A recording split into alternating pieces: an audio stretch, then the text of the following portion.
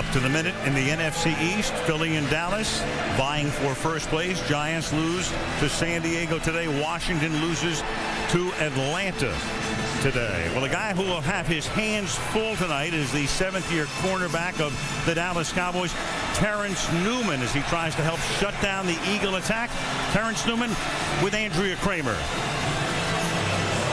Well, Terrence, Wade Phillips said this could be the best set of receivers Donovan McNabb has ever had. So what's the key to defending their big play offense? The big thing we have to do is stop the run first, and we got to get people around him, try to get him to run, move out to his left, and force errant throws. Last game of last season to decide the NFC's final playoff berth. You get beat 44-6. A lot of changes on the team ensued. What still resonates for you from that game? Just the fact that that game meant us going to the playoffs, and we got whooped here. I mean, they did everything that they came out, and said they wanted to do to us. They did that to us. So, we want to just focus on what we have this year, write a whole new chapter of the book, and kind of move on what happened last year. All right, Terrence, thanks a lot. Appreciate your time. As for Brian Westbrook, he developed a headache late Friday afternoon and was evaluated by the team internist. The Eagles said he passed all the tests he was given, but as a precaution, they're holding him out another week out. And Philadelphia will spend 4 of its next 5 weeks on the road. They go to San Diego next week, so we'll see if Westbrook comes back then. Akers ready to kick off for Philadelphia. Dallas will get the ball. Beautiful shot. Lincoln Financial Field across the parking lot from where the Philadelphia Phillies and New York Yankees met in the World Series last week. And there's Donovan McNabb awaiting his turn. Flashballs popping in Philadelphia, and away we go on a beautiful night as Felix Jones takes it from the 5-yard line out to the 22. And we'll take a look now at the Dallas starters. Tony Romo, Eastern Illinois. Marion Barber III, Minnesota. Roy Williams, Texas. Miles Austin, Monmouth. Jason Witten, Tennessee. Martellus Bennett, Texas A&M. Lozell Adams, Michigan State. Kyle Kozar, Arizona State. Andre Gerard, Colorado. Leonard Davis, Texas. Mike Colombo, Boston College. Miles Austin, the sudden star.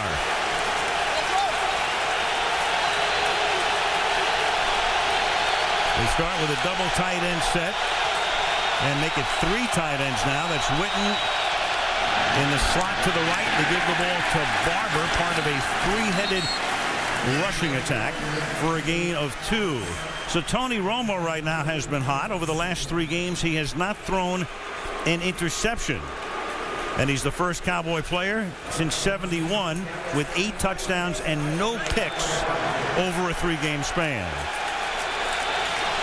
Second down and 8. There is Austin. Bottom of the screen.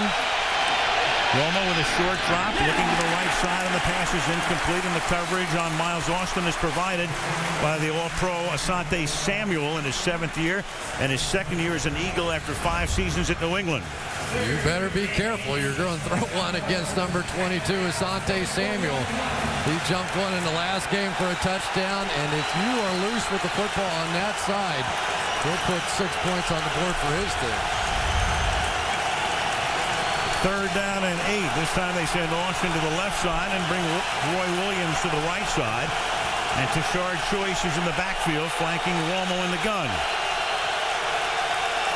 Philly in its nickel. They bring Bennett now in for extra pass protection. And it is caught on a slant by Williams. And Roy Williams up to the 44-yard line. So they convert on the 3rd and 8, 20-yard game. Quentin Michael, the safety, makes the stop. Well, they shifted coverages right at the end. Sean Jones is going to come up here on the blitz, and it left a void in behind. Romo saw it and just fired it right where Jones left. Big play for Roy Williams, who's been looking to make some. He was pretty disappointed this week. He thought that some of the throws that Romo was making to Miles Austin were a little better than the ones that he was getting. Only his 15th catch of the season, and now Romo is under pressure, and he gets sacked by Jaquay Parker. Looked to avoid him at first, and Parker hung right with him, got into his face, and plants him.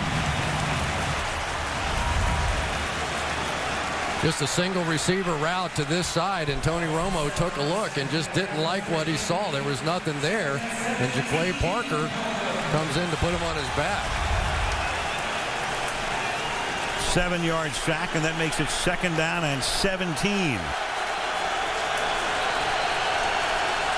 Now Marion Barber back in the game. They have Barber, they have Felix Jones, and Tashard Choice all at running back. 2nd and 17. And they set up a screen.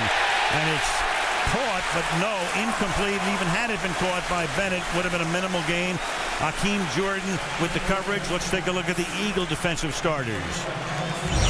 Quay Parker, Oklahoma State. Mike Patterson, D, Southern California. Broderick Bunkley, Florida State University. Trent Cole, Cincinnati. Moses Foku, Maryland. Will Witherspoon, Georgia. King Jordan, James Madison. Asante Samuel, UCF Knights. Quentin Michael, Boise State. Sean Jones, Georgia. Sheldon Brown, South Carolina. And that defense right now has put Dallas in a 3rd and 17. They show blitz. Here they come up the middle. Romo has to escape. They throw a screen caught by Choice, and he can only get back to the 46-yard line. It'll be 4th down and 9. Sean Jones making the stop, and Dallas will punt. Well, so far the Eagles on almost every snap now have been bringing this double-barrel blitz right up the middle. They have no fear when it's 2nd and about 15. They're going to make Tony Romo make a play, dump it off for a screen, make the tackle. Pretty routine. Matt McBriar is the Dallas kicker, and the ever-dangerous Deshaun Jackson stands back at the 10-yard line. Floating, wobbly kick that bounds out of bounds at the 20-yard line, and that's where McNabb and his group will go to work. 12:21 left in the opening quarter. Battle for first place. No score. Sunday Night Football brought to you by Southwest Airlines. Go to southwest.com. Grab your bag. It's on. By Sprint, official wireless service sponsor of the NFL. By the Lexus LS line with 12 world's first innovations. And by Budweiser, hosting troops at tonight's game and proud to serve those who serve. And that was the scene on Friday over at the NovaCare Center, the Eagle Training Complex, which is across Broad Street, the USS New Jersey, anchored here in New Jersey, across the Delaware River. And the Eagles hosting the troops on Friday as McNabb's first play is a pass intended for Jeremy Maclin, the rookie out of Missouri, and that is incomplete. It'll be 2nd down and 10. McNabb on opening day leading the team to a win at Carolina, but getting hurt late in the game, cracking a couple of ribs, missing a couple of games, then comes back after the bye week. And so far, Donovan off to a very good start this season. He, like Romo, with a long string of passes without an interception, well into 3 figures. His running back is LaShawn McCoy, number 2 pick out of the University of Pittsburgh. He spreads himself to the right, and Terrence Newman almost had a pick, and a flag is thrown because Newman makes a soccer kick toward the end zone and will probably get a delay of the game penalty here for unsportsmanlike conduct. After the play, delay of game, 41, defense, 5-yard penalty, 3rd down. That's one of those few defensive fouls that is not an automatic first down, just a 5-yard penalty. Newman in frustration. Terrence Newman saw this one all the way, had a routine interception, and it was just there. And as far as drop kicks go, it was pretty good. I like that. Yeah, it was about a 30-yarder. That turned into a 5-yarder. Right. 3rd down and 5 now.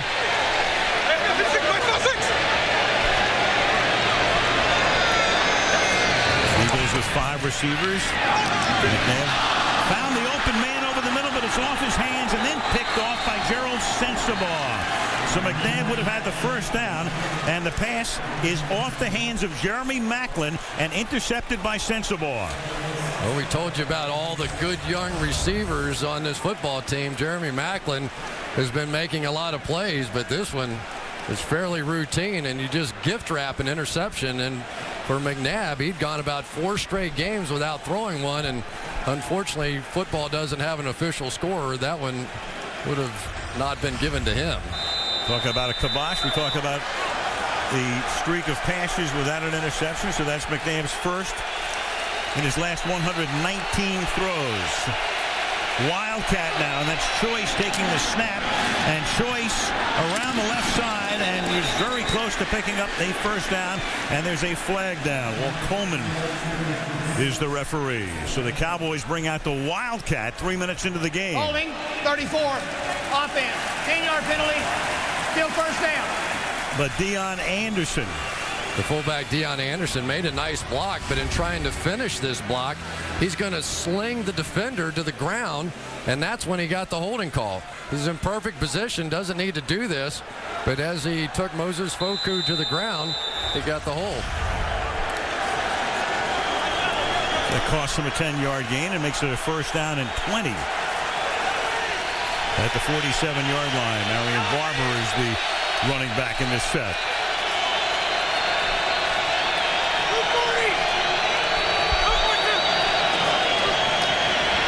Off the play fake. Romo dumps it to Barber. Nice move to the outside. And Barber gets it to the 35-yard line.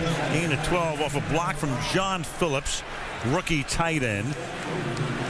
And that'll make it second down and 8. Well, these two big guys inside right here are typically run-down players, but now they're in here and they're going to get some pressure. For Mike Patterson, that's about as good a pass rush move as I've ever seen him have. And Tony Romo with a little jumper out of there and picked up about half of it. A drop kick, a jump pass. Good fun. Everything tonight. Only 4 minutes into the game. And that's Will Witherspoon making the tackle on Barber. The Eagles have had a lot of problems, especially with injuries amongst their linebacker core. They lost Stuart Bradley, their middle linebacker, before the season. He is on injured reserve. Omar Gaither is also on injured reserve. The new defensive coordinator right there is Sean McDermott, taking over for the late Jim Johnson. And one of the guys they picked up at the trade deadline was Witherspoon, who had been with the Rams. This is typically a blitz down for the Philadelphia Eagles. 3rd and 6. But this time they send only 4, drop 7, and the pass goes to Witten, and he makes the catch and is taken out of bounds by Witherspoon, but not until he picks up a first down. So they were at 1st and 20, then go to 3rd and 6 and move the chains. Yeah, you called it exactly, Al. Right here you've got Jason Witten, and when the blitz doesn't come, it frees him up, and now he's out there one-on-one against Will Witherspoon, and Witherspoon's pretty good in the open field, but Jason Witten's one of the best in the league. That was impressive to pick up that first down after the holding call.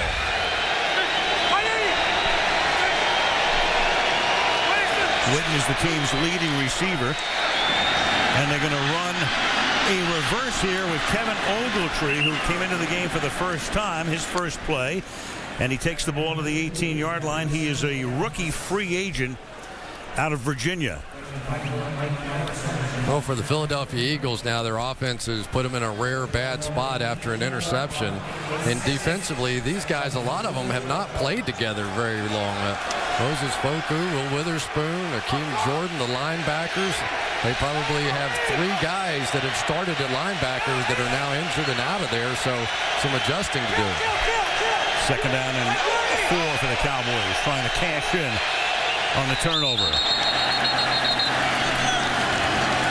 And Flozell Adams would figure to be in the middle of it. 75, offense, 5-yard penalty, still second down. But that time it's Colombo, Mark Colombo, with the full start, number 75.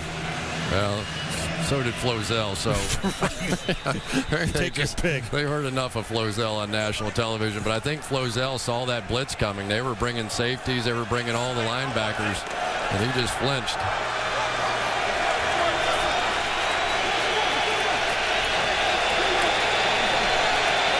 Second and 9 from the 23-yard line.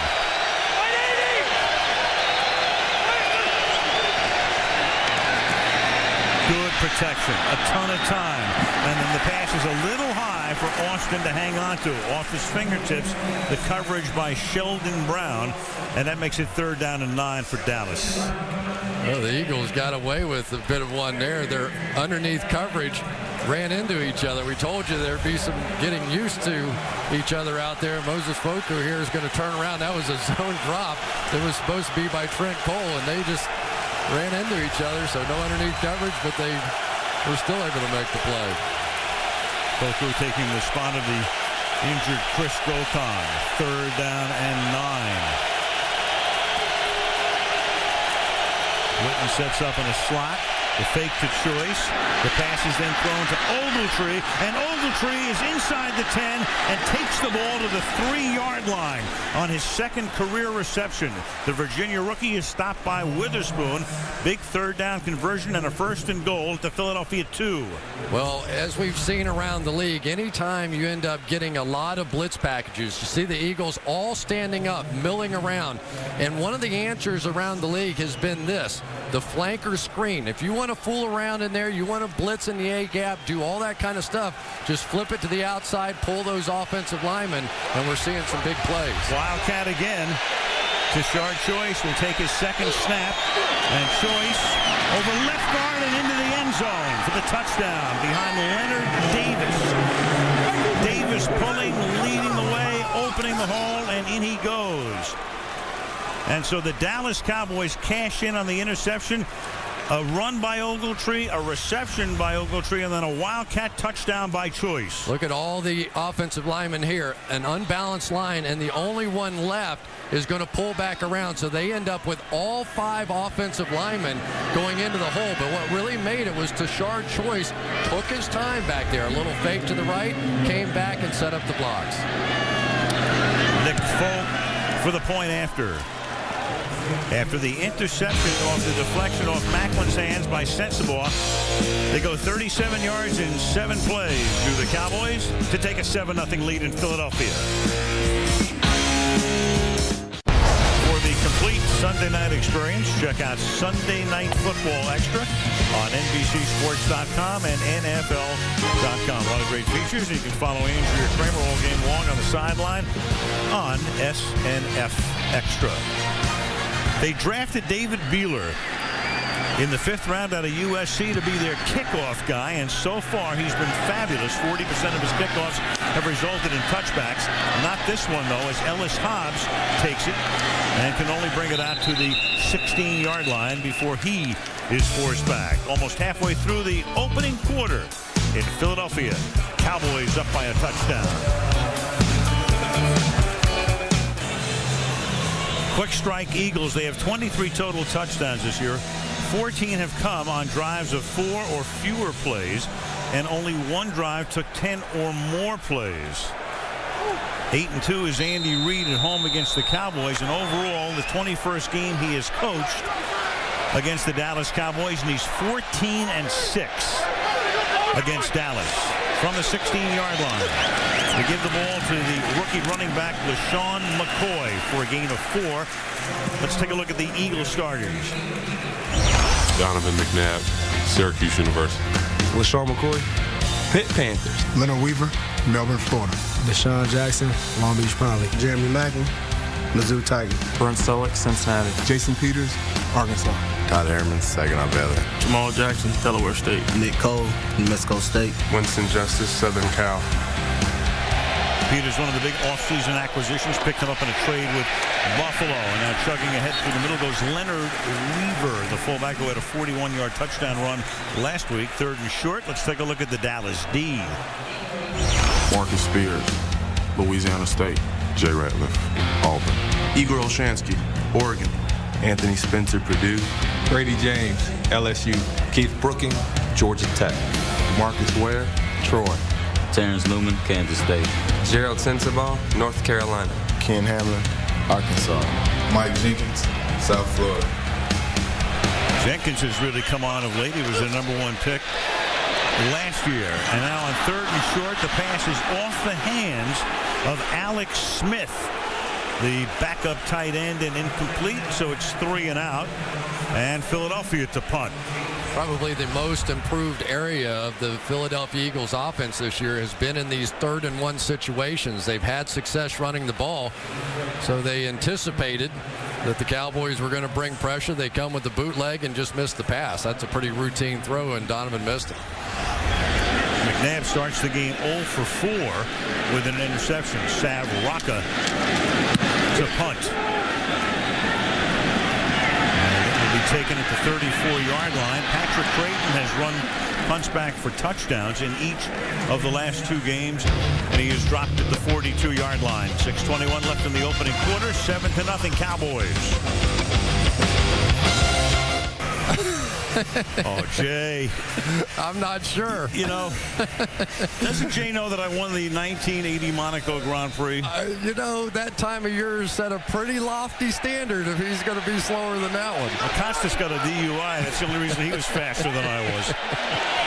From the 41-yard line, Felix Jones is the running back as Dallas begins this drive. As Romo gets spun down, the pass is incomplete, intended for Dion Anderson.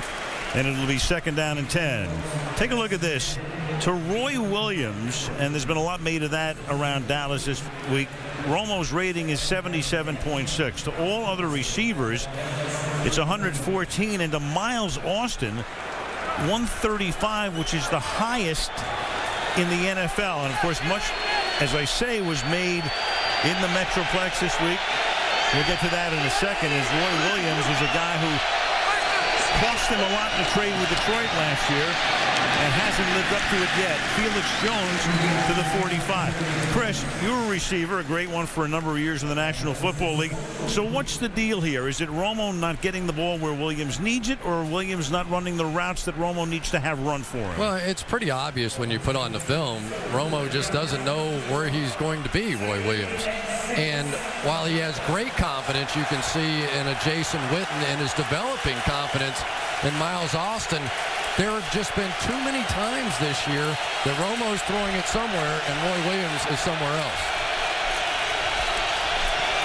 Now they'll come off the same side, the right side. Romo rolling that way, and he throws, and the pass is caught, but short of the 1st down. So Witten, who needed 6 yards, is only able to get 5. He was right there by the marker, uncharacteristic of Witten not to get to the marker for a 1st down, and it's 4th down, and the punting group comes in. Well, what was interesting that time was Witten decided to go with an overhand catch, but in order to make that one, he had to go to the ground. If he just put his hands down the other way, he could catch it and turn and make a run, but he fell short of the 1st down marker. McBriar into punt for the 2nd time. Deshaun Jackson to run it back. High floating kick, fair catch called for. Made by Jackson at the 15-yard line with 5:02 left in the opening quarter in Philly. 7-0 Dallas.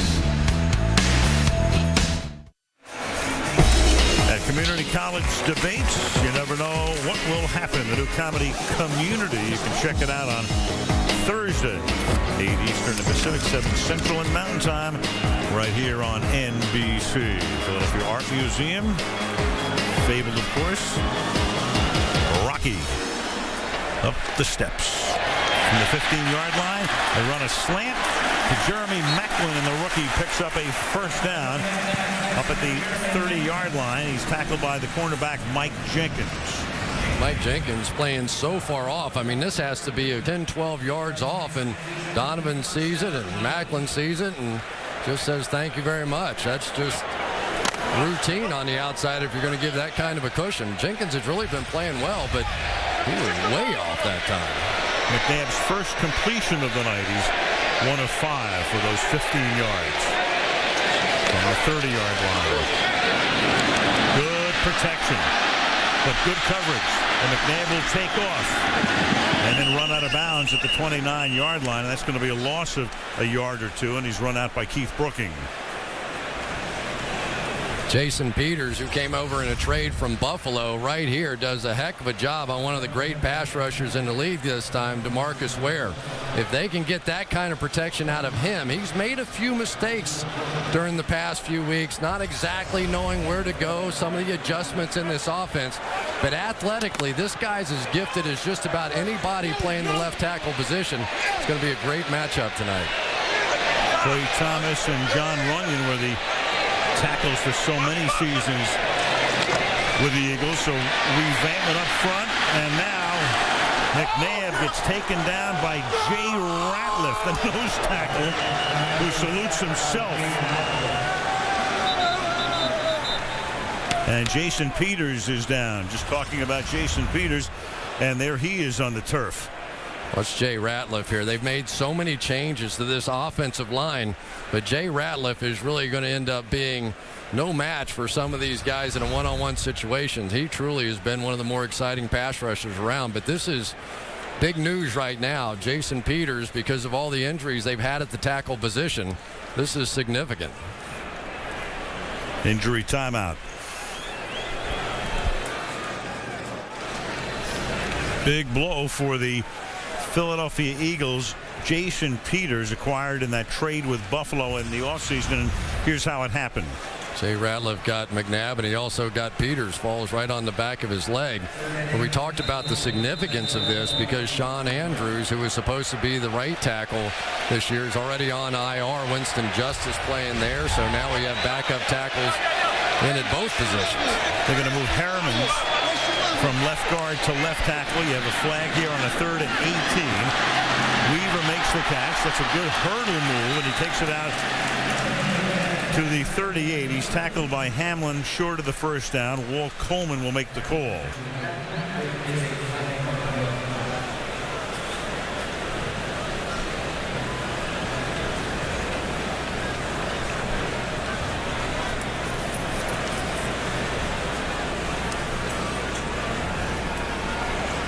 Illegal formation, 79. Offense, not lined up on the line of scrimmage. 5-yard penalty, still 3rd down. That's really interesting. They move Harriman from left guard to left tackle, and he doesn't line up on the line. Yeah, he's going to try and get the little jump over here and try and get back off the line of scrimmage. He has to break the belt line of the center, or else that's too far back. It didn't look too horrible there when you first looked at it. A little ticky-tack, but it's interesting the decision by Wade Phillips, though, because it would have been 4th down, but he's rolling the dice a little bit here that his defense can make a play. Instead of 4th and 2, he makes them go again on 3rd and 23, and it's going to wind up as about a 4th and 3, almost 2. Jason Avant makes the catch. He'll spot the ball at about the 36-yard line, and regardless, they're going to punt here. And, you know, this Dallas Cowboys defense now just keeps making plays. The Philadelphia Eagles, we documented it on the open, one of the most explosive offenses in the league right now. And so far, they have nothing to show for it in this first quarter. Sav Rocca, his first punt was 41 yards. Creighton, who's run back punts for touchdowns in each of the last 2 games, looking for a hat trick, but won't have a chance here because he's going to let it go, and instead of going out of bounds, which is what he thought it was going to do, it stays inbounds and rolls all the way down to the 15-yard line, and it comes out as a 48-yard boot with 2:14 remaining in the quarter. Last season, end of the year, here, the Eagles win 44-6, largest margin of victory in the series. Cowboys' largest loss in the division since 1970. And it was a mess. And that day started with Philadelphia needing a lot of things to happen, including Oakland to beat Tampa to even have a chance, Chicago losing to Houston. All Dallas had to do was win the game. End of story. But you know what? It brought about some probably much-needed changes. You wonder what would have happened had that been a close game instead of a blowout for the Dallas Cowboys. And had they gone to the playoffs. And there's Williams up to the 27-yard line. Among the things they did, and I'm not saying it's solely because of that game, but it was time to get rid of Terrell Owens. It was time to get rid of Pac-Man Jones.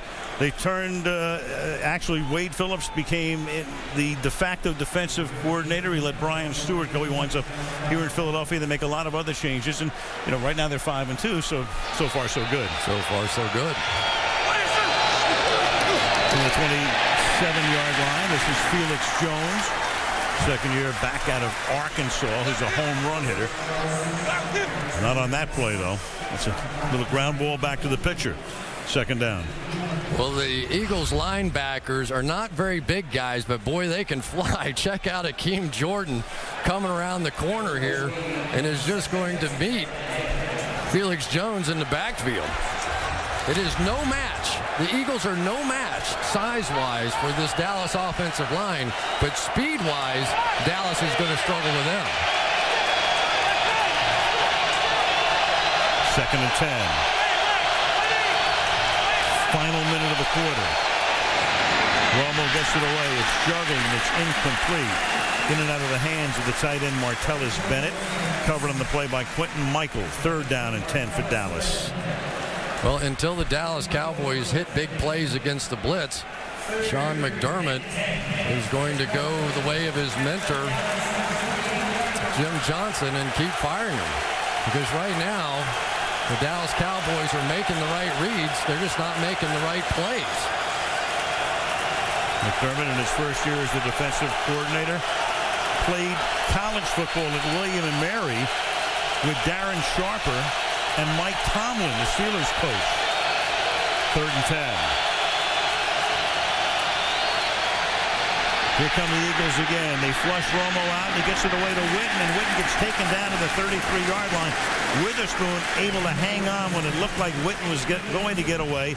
Quentin Michael put the pressure on Romo that time, and it's 4th down. Well, you saw Tony Romo pointing left, and here's why. They're bringing everything off of this side, and again, forcing Tony Romo to get this throw out of here. What the Eagles have done so well tonight that they have not necessarily done well in the past is make those tackles short of the 1st down. Pryor's 3rd punt of the game.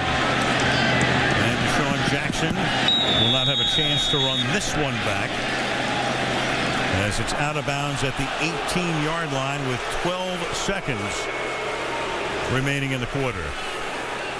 You know, it's the one thing that we've seen out of the Philadelphia Eagles this year, though. They may not score for a few series, and then they may score 3 straight on 4-play drives and touchdowns over the top. They lead the National Football League in most plays 20 yards or more, and have just been so explosive this year. But because they are so young, they're also making some mistakes at times, like we've already seen on some earlier drives. In the quarter to this point, they have only 1 first down. They've run 10 plays for 36 yards, and they've taped up the left ankle of the left tackle, Jason Peters, from the 18-yard line.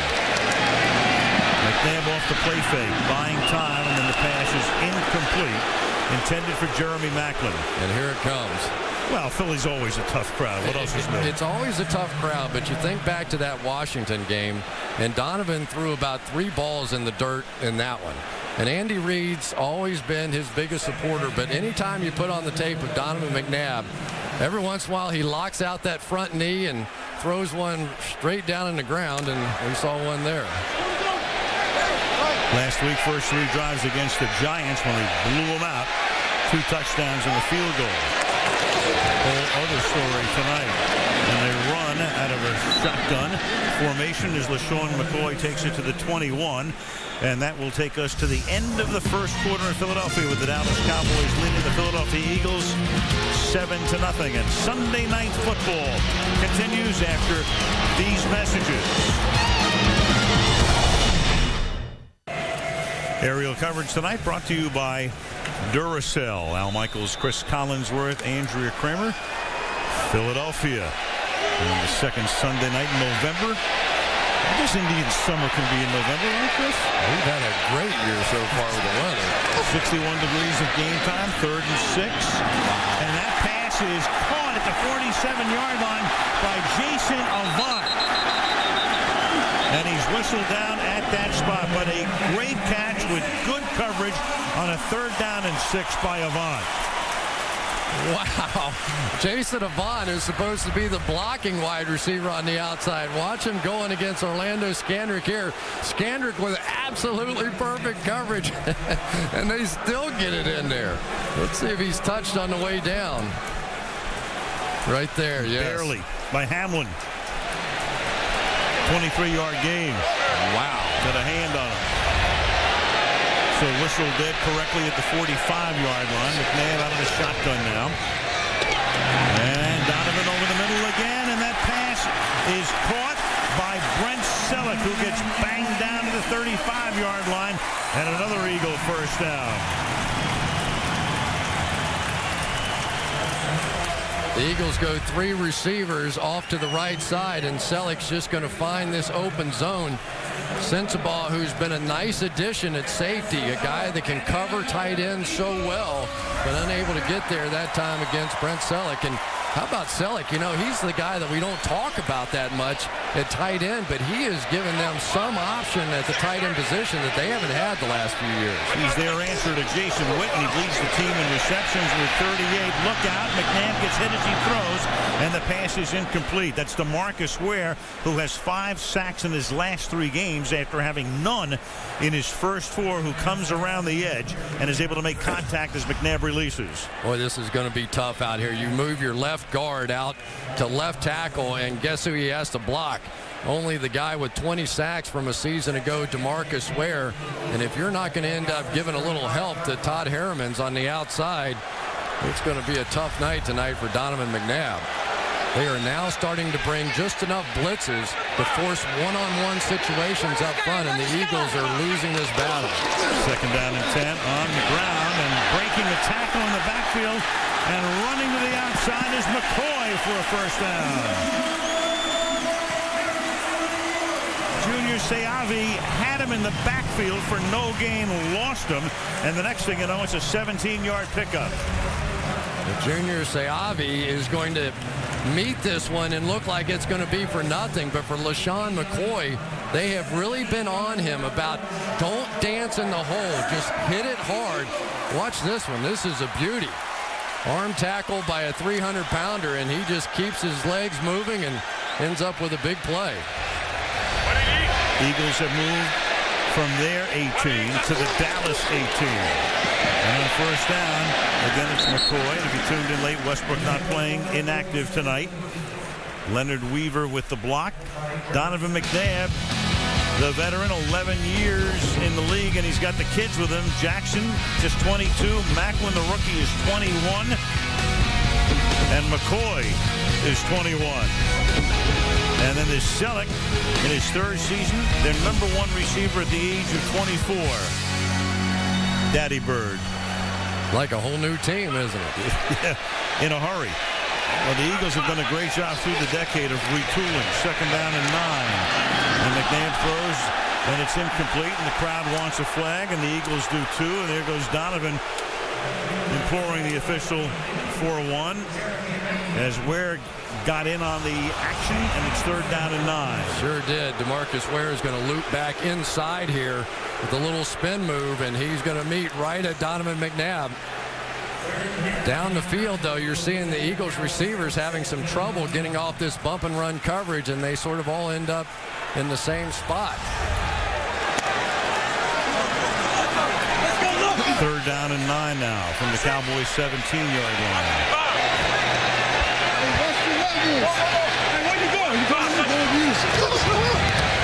McNabb flushed out and then twisted down.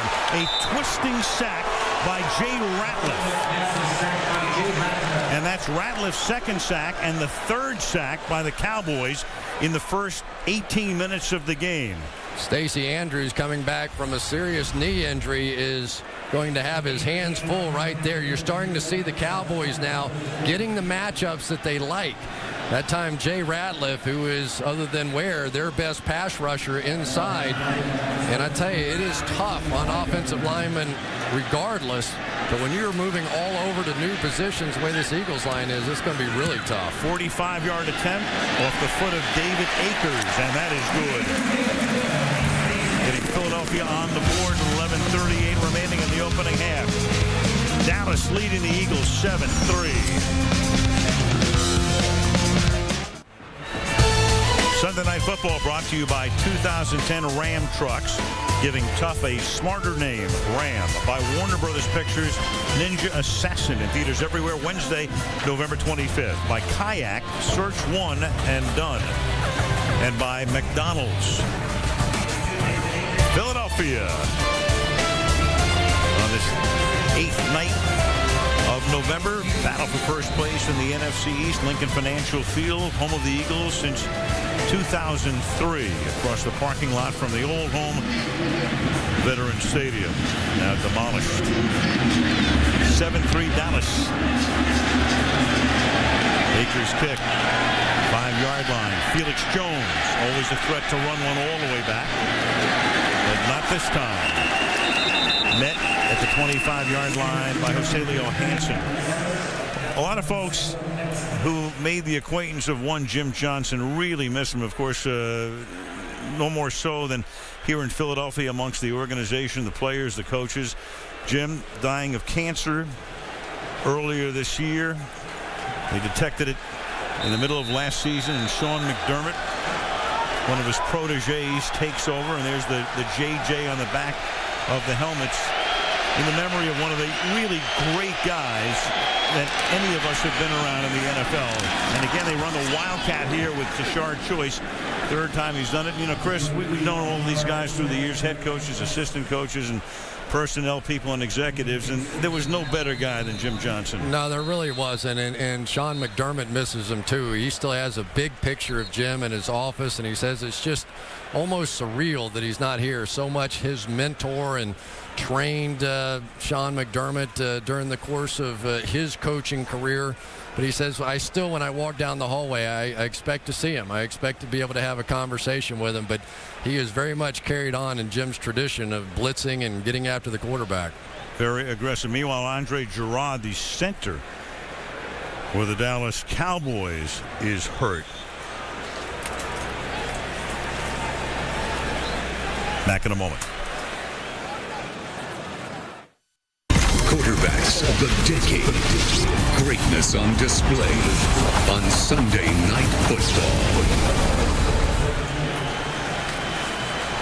What a beauty that's going to be. A week from tonight, as we look at the Wildcat, Gerard goes out. Proctor is the new center. They run the Wildcat again. And this is Tashard Choice. That's an interesting choice, no pun intended here. When your center goes out, you bring a new guy in and you start him out with a Wildcat snap. Yeah, why not? Well, they couldn't get the other exchange. We saw him out there warming up, and Corey Proctor's first snap to Tony Romo, they ended up dropping it for Andre Gerard. He's going to get rolled up right there. It's like a ankle injury of some kind. Gerard selected for the Pro Bowl in each of the past 3 seasons. So they work on him. There's a quick drop and a fast throw to Witten for a 9-yard gain as Will Witherspoon makes the tackle. They may even give him a first down here as they will spot the ball at the 46-yard line. Very close to a first down. Great read that time by Tony Romo. He's going to see the middle linebacker try and break underneath here on a blitz read. Got it to Witten before Witherspoon could get there. It is a first down from the 46-yard line. Here's Barber. Nothing happening. Marion Barber tackled at the line of scrimmage. It'll be second down. Marion Barber, they like to start the game with him and finish the game with him and use him as the pounder. And then there's Felix Jones, who's the home run hitter if he can stay healthy. And then there's Tashard Choice, who we've seen spotted tonight as the Wildcat guy. And Jason Garrett says, I preach all week long, physical, physical, physical, and the guy that gives us that presence is Marion Barber, so he's going to get the most snaps. And he said, I have to remember just to keep rotating them. Second down and 11 from the 45. And he goes to Barber, and Romo's pass is complete, but for a very short gain up to the 47. Take a look at the 3 backs as we align the backfield here. Barber with a 4.5 average. Jones a fabulous 7.5 average, and Choice averaging 4.9. Thus the Cowboys come into the game as a team averaging 5.4 yards per rush. And that would be, if it holds, the highest in any season in Cowboy team history. Third down and 8.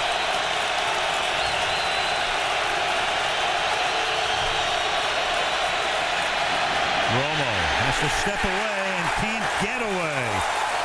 Jason Babin with the sack. And that's one in each of the last 3 games for him. Well, new offensive linemen everywhere now, and Jason Babin is going to take advantage. He gets through 5 down linemen that time for the Philadelphia Eagles. And so far, the story in this game is all the injuries to the offensive line, and these defenses taking advantage. Fourth punt by McBriar. Jackson lets it go. And it's a good bounce for Dallas, and they can down the ball at the 2-yard line. Flag down. Back upfield, Alan Ball able to down it at the 2. And this is a big one, because if it's against Philadelphia, they're going to have to punt this thing over instead of getting it on the 2. Ineligible downfield prior to the pass. 89 offense. 5-yard penalty. Repeat 4th down. Move, boy. Very costly.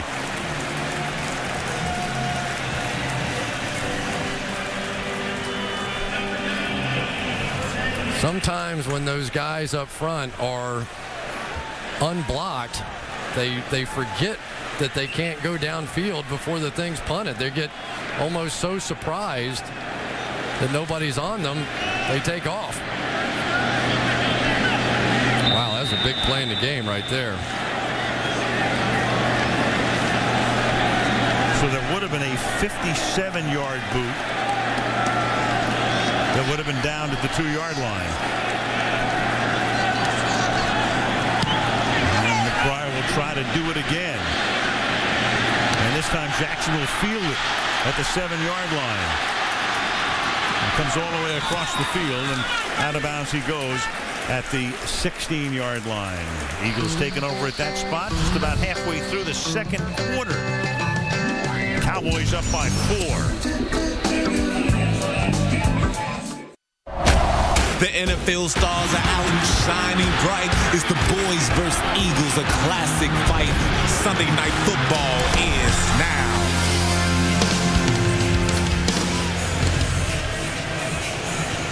The 4 teams in the NFC East, I mean, all of the rivalries are great.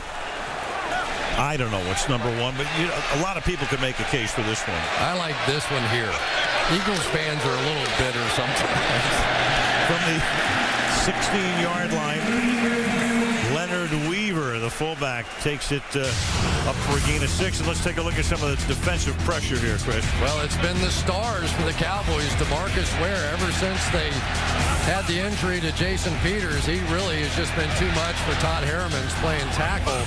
And then, of course, Jay Ratliff, the other star pass rusher they have up front. They're moving him around. They're giving him an opportunity to create one-on-one situations, and he has just been too much. And on 2nd down and 3, now they're going to give the ball to Weaver again. Back-to-back carries by the former Seattle Seahawk, making it 3rd down and 2.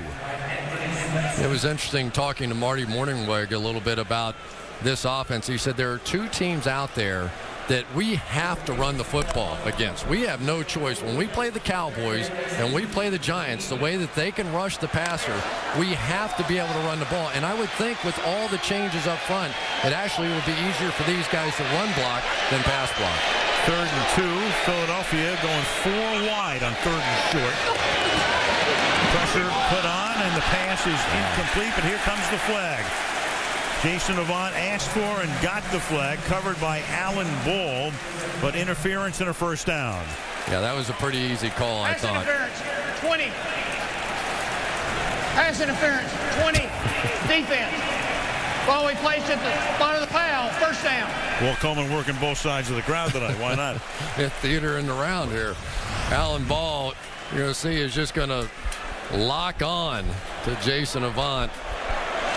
He had no help in behind him, no safety. They came with a safety blitz, and he knew he had to be physical there and got caught. You hear the buzz of the crowd, and Mike Vick is in the game. So the first play for Mike Vick. And Vick will run it himself, but not very far, up to the 32-yard line where DeMarcus Ware makes the tackle. Of course, it wasn't a bigger story in the early part of the season than the Eagles signing Vick, but in terms of his play, he's been used very sparingly and really hasn't done anything of notice. Yeah, he really hasn't. And, he came in here, obviously didn't get a chance to train and was about 12 pounds overweight and is just now playing himself back into his playing weight, but we just haven't seen that explosive play out of him, and he just doesn't look as fast, does he, when you see him on tape? Not at all. Second down and 8. And McNabb hit as he throws, gets it away, and the pass is dropped out in the flat by McCoy. And again, that's DeMarcus Ware, number 94, getting in Donovan's face. Third down. Well, I can promise you this won't work. LaShawn McCoy on the outside. Guess who he has all by himself? No. So then they're just going to try and dump it off. So what really they were doing was almost a screen kind of a look. He was just going to get his hands on him, turn around, and make the play.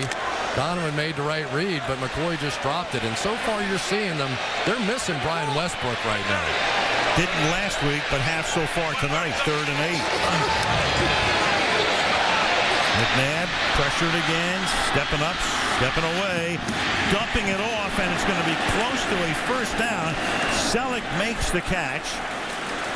And Newman is pointing to where he thinks it should be spotted, but the line judge says, right here. Coleman takes a look, and he's going to bring the chains in from the other side of the field. What a great hit by Terrence Newman on the end of this one. You don't expect corners to make this kind of a hit, but he may have left him just short of the first down because he didn't give him 1 inch after this play. Selleck's a big tight end, very physical player, but watch this shot. Not 1 additional inch after contact. Very close. The ball in his right hand. Tries to reach out afterwards. Newman giving away 66 pounds, and that will be a first down. The official sticks were on the other side of the field, so Coleman had to bring those in, and it is a first down. Brent Selleck has become a very popular player here in Philadelphia. You can see him after he catches the ball. Typically, he's the one looking for contact. He's the guy trying to run someone over. But the difference that he has made, they have had L.J. Smith here for years as the tight end, but he has really become a very legitimate pass-catching threat. Second catch of the night for him. Here's McCoy getting free, picking up a first down and taking the ball to the Dallas 48-yard line before he's finally run down by Brady James, and he gets a hand from Brian Westbrook on the sideline. Great job by Alex Smith, the blocking tight end. He's going to come over here and get this pinned, and watch McCoy set this up. He's going to come inside and then bounce it all the way back to the outside. We're starting to see some of the things that we saw from him in college. Very athletic, not quite as physical as a Bryant Westbrook, but capable of big plays. Leonard Weaver as the sole back, and they send Weaver through the middle, and he's tackled by Brooking, taking it to the 41-yard line. Weaver 6 feet even and 250 pounds, and lining him up as the tailback here. Yeah, I think he's probably as shocked as anybody. As a fullback, though, had 8 for 75 last week and a big 41-yard touchdown. And there is Peters. They had his left ankle heavily wrapped. They took him back for x-rays, which I'm going to assume were negative since he's back out on the field trying to get it loose and see if he can return to the game. Second down and 5 from the 42-yard line. Out of a tight formation here. The inside handoff goes to McCoy. Eagles like to run a lot out of a shotgun as they do here, and that will be a first down. You know, I really like what I'm seeing out of LaShawn McCoy tonight.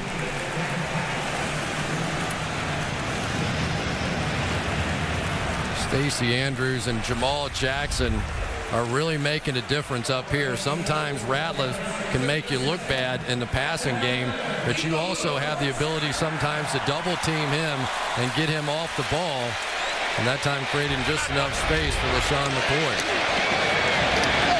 McNabb, good protection, but he has to check it off underneath, and it's caught by McCoy, and he's shadowed and tackled by Brooking. Here comes Jason Peters back in the game. Well, when he was writhing on the ground, this is the last thing I thought we'd see, is Peters coming back into the game, period, much less before the half. Let's see if the Cowboys try and isolate Ware on the outside. You can see, though, Alex Smith is going over there to help him for the first few snaps anyway. 2 tight ends. Second down and 8. Over right guard. Tough running by Weaver to the 31-yard line. I have to admit, when I started studying for this game, it was a little bit of a feeling of who are these guys watching the Philadelphia Eagles play. They're all so young and they're all so determined. I mean, Weaver's a new fullback. McCoy's a new running back. Jackson just in his second year. Jeremy Maclin, a rookie. Selleck making a big difference at tight end. 2 new tackles on the outside. And yet somehow they've been able to piece all of this together and have been very effective. Very effective to the extent that they're averaging 29 points per game. 2-minute warning with a 3rd and 4 coming up on the other side of the break. 7-3 Cowboys. Bob Costa's here to guide you through the Toyota halftime show. Peyton Manning, Colts 8-0 next Sunday night. They'll be taking on the 6-2 New England Patriots. Giants lose in the final minute to San Diego. All coming up at the half. 3rd down and 4 now after the 2-minute warning, and they run it with McCoy, but he's stopped 3 yards shy of the first down by 72 Stephen Bowen. And they're going to send Akers out for a long field goal attempt.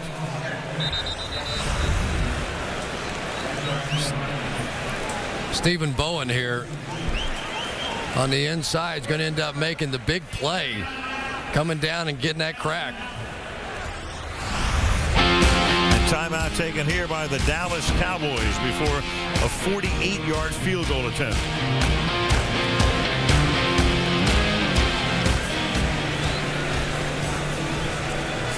A little free music for you. Yeah, a little just entertainment pleasure there, you know.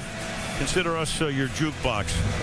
How about Andy Reid and the job he's done for the Philadelphia Eagles? 14-6 against the Dallas Cowboys. What did he say when he first got the job here? He went over to McDonald's, and this little lady about 80 years of age and came up to him and said, "Are you the coach of the Philadelphia Eagles?" And he said, "Yes, ma'am." He said, "Well, I want you to take the Eagles or take the Cowboys and kick the blankety. And he looked at her and said, "Ma'am, you're on. I'll go for him." And he's done a great job. She may have been 80, but she threw some pretty good adjectives in there as well. She did. 48-yard attempt by Akers.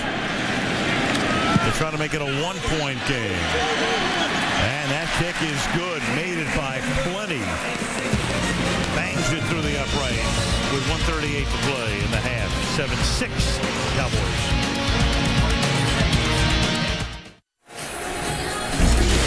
The Tonight Show this week. Kelsey Grammer will drop by, and so will Jessica Biel, and Jimmy Fallon will host Troy Polamalu, the Pittsburgh Steelers safety, joining Jimmy. Late night comedy right here on NBC. Philadelphia, Lincoln Financial Field, beautiful facility, opened in 2003. Already the 7th season that the Eagles have played here. And the Dallas Cowboys in town, 7-6 Dallas. 1:38 to go in the first half. David Akers to kick off.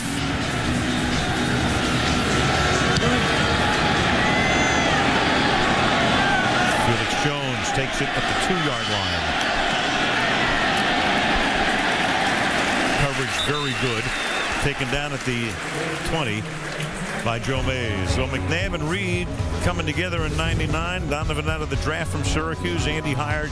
He was an assistant at Green Bay. And 11-6 is Donovan. Andy 14-6 over his first 10 years against the Dallas Cowboys. And as you can see, the only team in history over a 20-game span to win 14 against the Dallas Cowboys. So the rivalry a little one-sided. And really, when you look over this decade at why the Cowboys haven't been what they hope to be, you have to say the Philadelphia Eagles had a lot to do with it. It's time with him. Gerard is back in the game, the center. Snap it to Romo out of the gun. Tony hanging in the pocket, and the pass is low, intended for Creighton and incomplete. 2nd down and 10 at the 19. Nice coverage on the outside there by Joselio Hansen. Didn't get fooled at all by the late move in the comeback. And now for Wade Phillips, you have to be a little bit careful in your own right. You don't want to make it too easy for the Philadelphia Eagles here and give them a chance to take the lead before the half. 2nd and 10.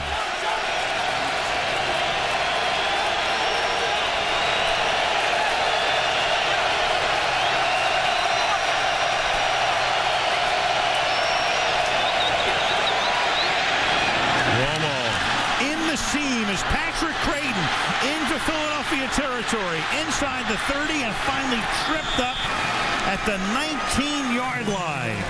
Chasing him was Tracy White, the linebacker from behind, and that's a gain of 64 yards. Tracy White that time was coming all the way across the formation, runs into his own guy, and ends up getting knocked off the coverage here. You can see he ends up leaving Creighton wide open down the field because he ran into his own guy. It's the second time we've seen it so far in this one. White making his first tackle of the night, and it's a huge one. Saves a touchdown, at least for the moment. The ball is at the 17. Here come the Eagles. Romo covering up the football and taken down to the 21-yard line. Sean Jones, the first guy to get in there. And that stops the clock with a Dallas timeout with 33 ticks to the half. One timeout left for Dallas. We designate that at the bottom of the score panel at the bottom of the screen. A little Morse code action for you, Chris. I like it. Yep. And you saw there Tony Romo talking to Patrick Creighton. I think Creighton missed the blitz read that time. They brought everybody on the last one, and Creighton didn't break it off. Romo was looking for him, and when he didn't break it off, he had no choice but to scramble out. 2nd down and 14 now.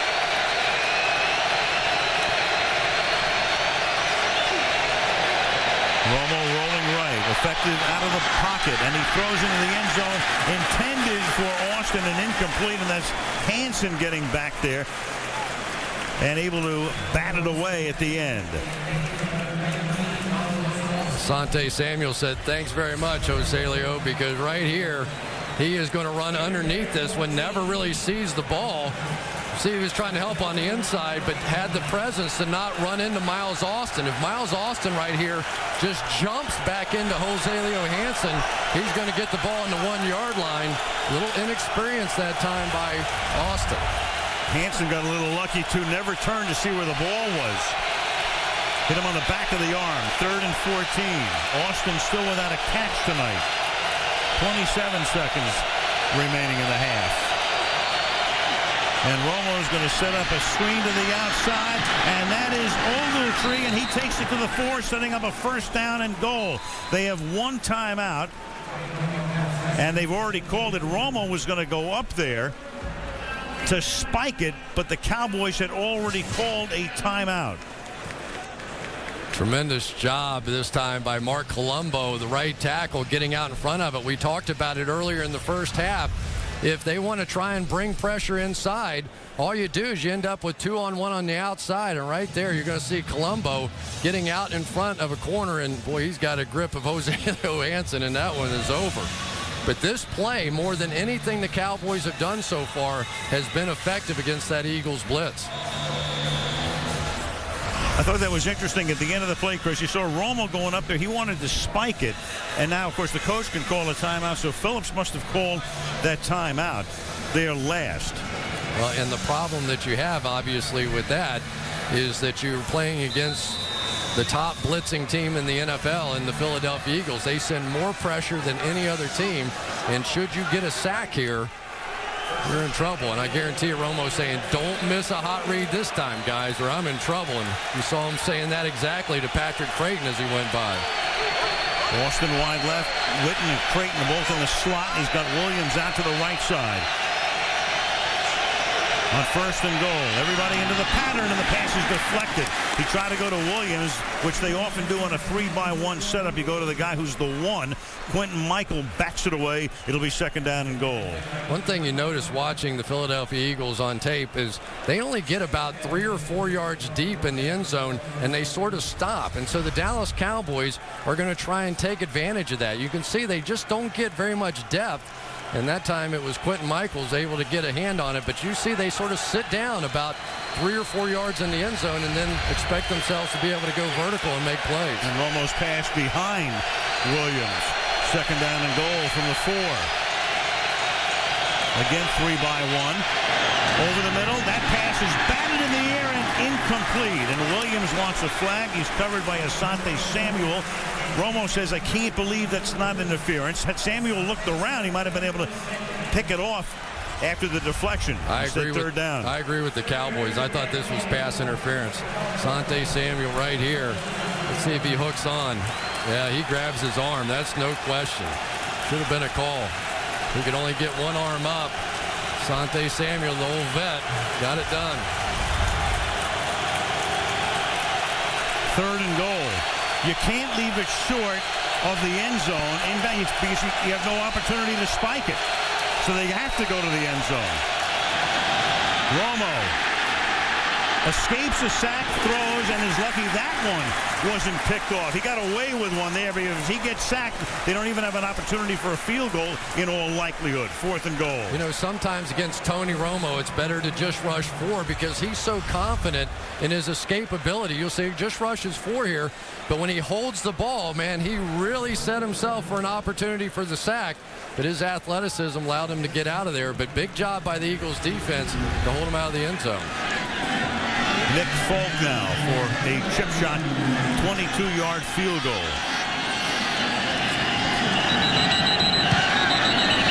And before the snap. For the kick. First team timeout. Philadelphia. 30-second timeout. There's one thing to freeze the kick of it. It's another thing on a 22-yard attempt. Go back to that last play and take a look at Jason Witten here. Because of the pressure and because of the movement, Tony Romo just did not see his tight end, and typically that's his first look. You could see Asante Samuel, I believe it was, on the outside, really jumping this underneath route. He probably jumps routes more than anybody else, but the pressure just didn't allow him to see Witten.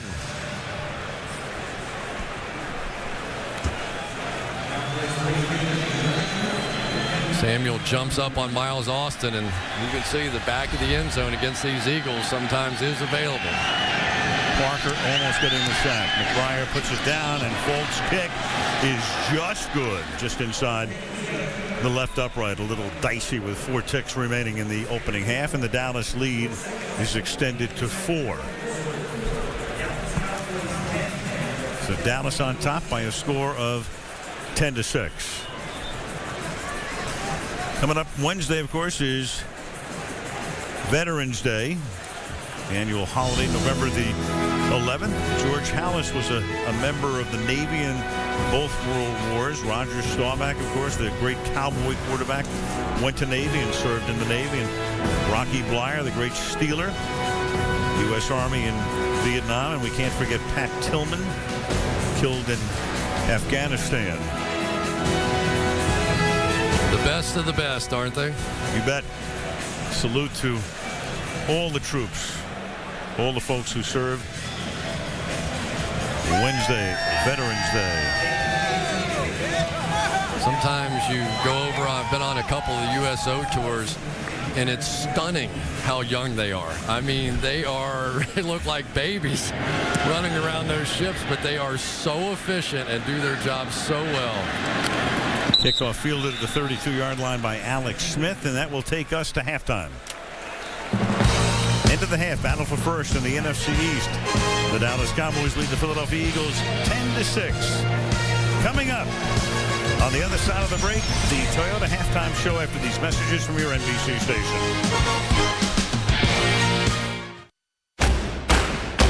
The NFL stars are out and shining bright. It's the Cowboys versus Eagles, a classic fight. Sunday Night Football is now. McNabb found the open man over the middle, but it's off his hands and then picked off by Gerald Sensabaugh. A twisting sack by Jay Ratliff, and that's Ratliff's second sack.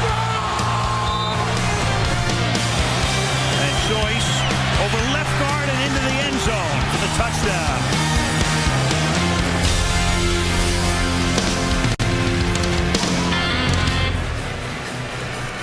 Second half, Al Michaels, Chris Collinsworth, Andrew Kramer in Philadelphia. That was the only touchdown of the half. The big guns coming in at wideout. Miles Austin, the sudden star, has been thrown to 3 times tonight and doesn't have a catch. Sean Jackson has been thrown to once and doesn't have a catch. Coming into the game, these guys averaging 1-2 in yards per catch this season. Austin leading with a 21-7 average, Jackson 20.9, but nothing tonight. Second half kickoff fielded by Ellis Hobbs at the 4-yard line. And Hobbs across the 40, but there's a penalty marker down. And Hobbs may be going to the end zone on what would be a 96-yard touchdown romp, but the crowd sees the yellow flag in the middle of the field at the 34-yard line. And Hobbs knows it. Holding, 53, return team, 10-yard penalty, first down. Moses Foku, the rookie linebacker out of Maryland.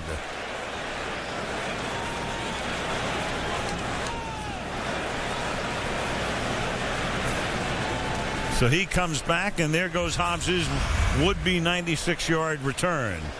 I think it's going to be right there. It looked like from the other angle that he was pulled down on top of him. Essentially, Foku sort of got run over. Let's see here if he ends up.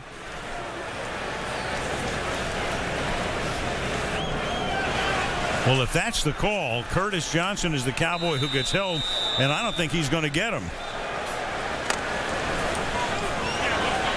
So it's one thing for a holding call that sets up a touchdown. It's another when you hold and you would have had the touchdown anyway, and that pass is incomplete.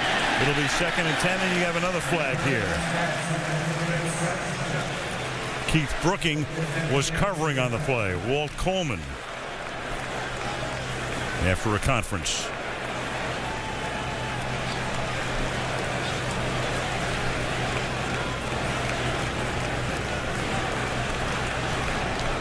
Lieutenant's checking in.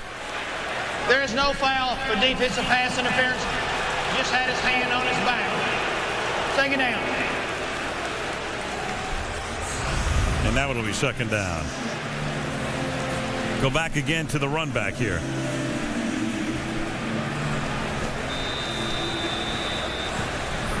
Right here, I think is going to be the call. You'll see the arm go around the back, and then he's pulled to the ground, and that's exactly what was called. So it'll be 2nd down and 10 now with the ball at the 23-yard line. McNabb with some heat from the middle, still able to get it away and pick up a first down here. Alex Smith, 5th-year backup tight end out of Stanford, picked up as a free agent this offseason with a first down. Well, that time they moved the tight ends to the outside and the wide receivers to the inside, and they're just going to end up hitting them on a slant out here. It's one of the things that a lot of teams like to do now, get those big body tight ends on the outside, and typically the corners want no part of trying to tackle them. From the 35 now on first down. 4-man Cowboy rush.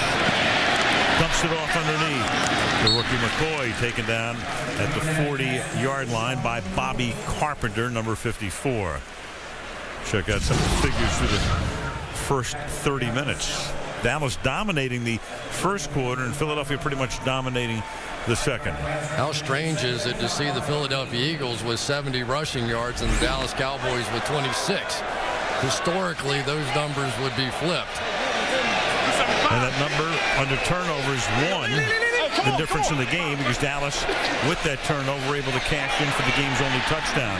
McNabb, they had a hand on him as he gets it away, but there's McCoy into Dallas territory inside the 30 and taken down to the 15-yard line by Gerald Sensabaugh. Anthony Spencer put the heat on, almost got there.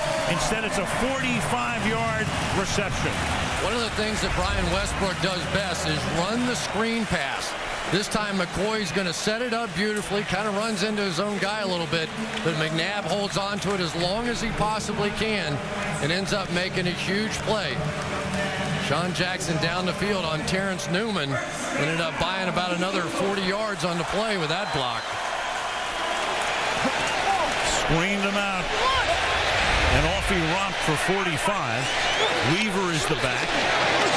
Weaver keeping those legs churning, going through the middle and picking up 3 yards to the 12-yard line. Second down and let's call it 6, a 4-yard gain. Anytime you do Philadelphia Eagles games, you know a screen will be a part of the process at some point. I think they're the best screening team in the NFL with Brian Westbrook.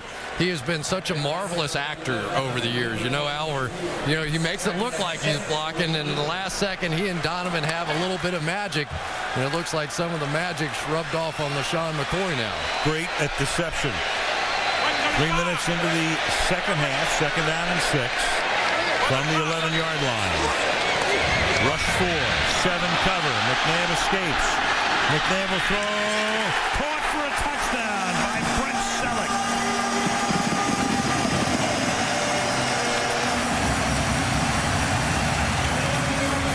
And then flags after the play in the end zone as McNabb looks like vintage McNabb here.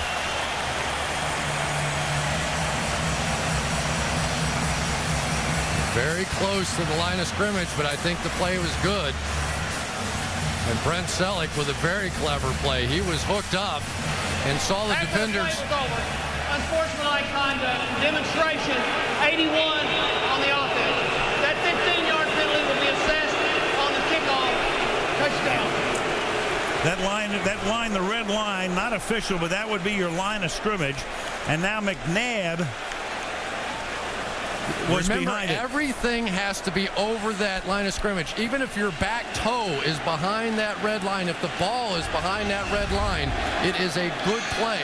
So despite the fact that his front foot was in front of it, they just challenged it. They're going to probably lose the challenge, but Wade Phillips may be thinking back to last year. Remember the Eli Manning play where everything was across the line except his hand? It's challenging the ruling on the field that the quarterback was not beyond the line of scrimmage. Everything has to be across the line of scrimmage. It doesn't appear that it is. It should stand.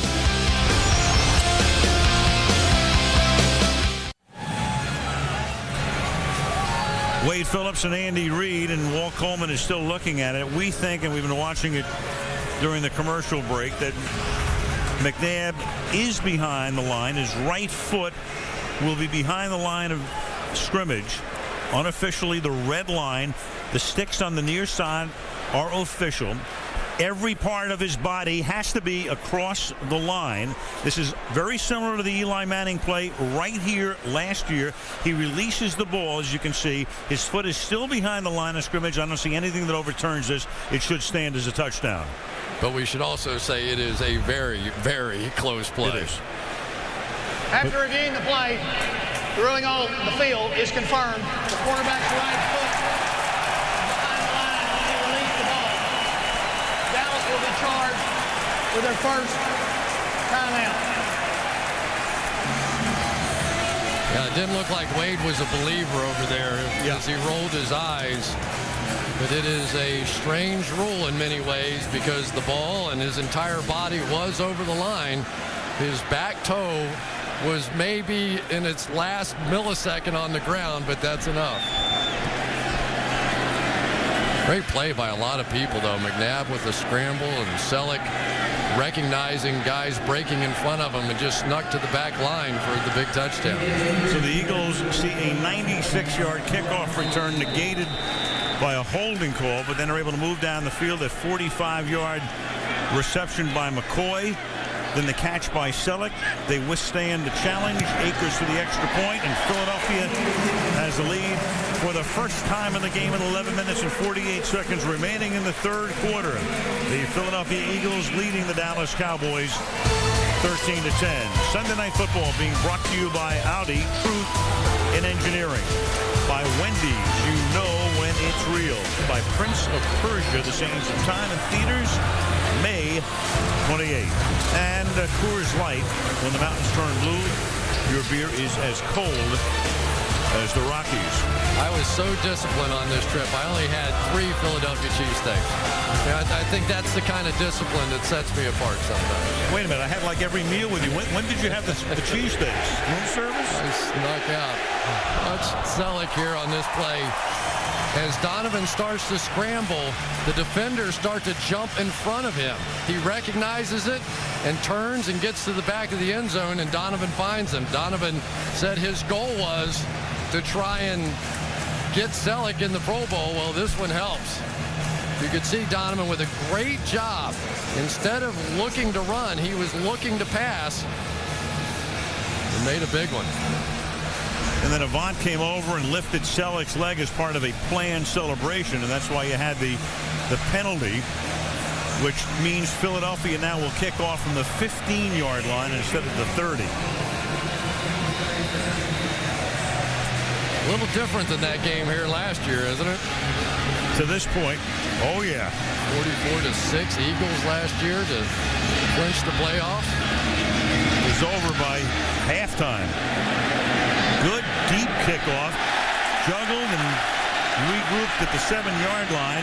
Felix Jones, and Jones brings it back up to the 36, where Dallas begins its next drive. Let's go to the field and Andrea Kramer. Andrea. Well, Al, Eagles defense about to come back on the field. They were very enthusiastic going in at halftime that they held the Cowboys to a field goal after 3 attempts from the 4-yard line. As for the Cowboys offense, Wade Phillips, very simple. They've been blitzing. We have to make them pay. And so far they haven't made them pay because Austin hasn't made a catch. The running game hasn't gotten on track. They had that one big pass to Creighton, and that's it. From the 35-yard line, they run a draw with Barber, and they'll try to make him pay a little bit on the ground. An 8-yard gain, 2nd and 2.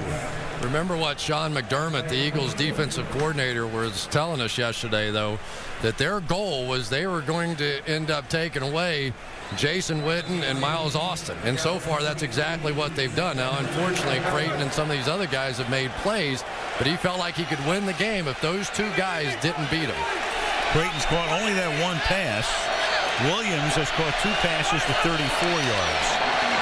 And they give it to Barber on 2nd and short, and he's going to be stopped short. And that'll make it 3rd down and 1 at the Cowboy 44-yard line. Foku and Bunkley in on the stop. Roderick Bunkley, perhaps the strongest of the defensive linemen up front. They say he's a human bench presser. He gets into people and can literally just shove them off of them. And that time he was working against Kozar.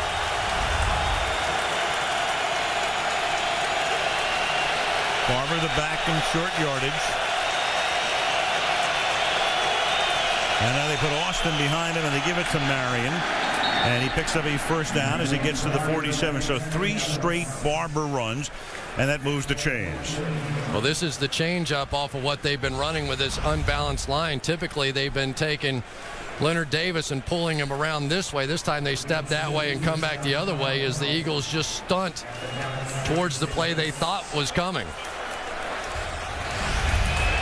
Jason Garrett, the offensive coordinator, turned down a couple of head coaching opportunities before last season. Calling the offense. Fake to Barber, then the pass to Barber. And he'll get tackled by Samuel at the 48-yard line of Philadelphia, and then a flag comes in at the end of the play. Yeah, for Asante Samuel, great open field tackle. He had no help, but then he ended up getting in the face of Marion Barber. Conduct, taunting, 22, defense, 15-yard penalty from the end of the play. 1st down. That's really got to get Andy Reid crazy. You have a celebration penalty at the end of a touchdown, meaning you have to kick off from the 15. Now you have another penalty here. Well, such a great play by Asante, but then he's got to do a little woofing at the end of it. And, you know, he's going to help him up, but he also helped him to 15 yards. Asante means thank you in Swahili, and I think the Cowboys are saying thank you. Yes, right. Or Asante. In 100 languages. Andy Reid's using a few other languages right now himself. 33-yard line, 1st down. Romo, and that pass is picked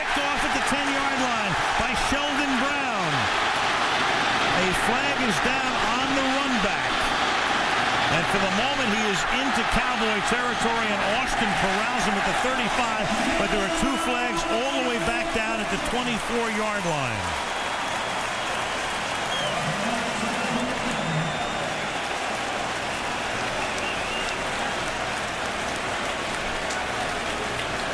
That would be the first pick against Romo in his last 144 passes. After the interception and during the return, personal foul, low block, 53 of the defense. Half the distance to the goal, first down. Well, that would be Foku on the receiving team for a low block. Check out Jason Witten right here, but Akeem Jordan, this is as tough an assignment as he could have.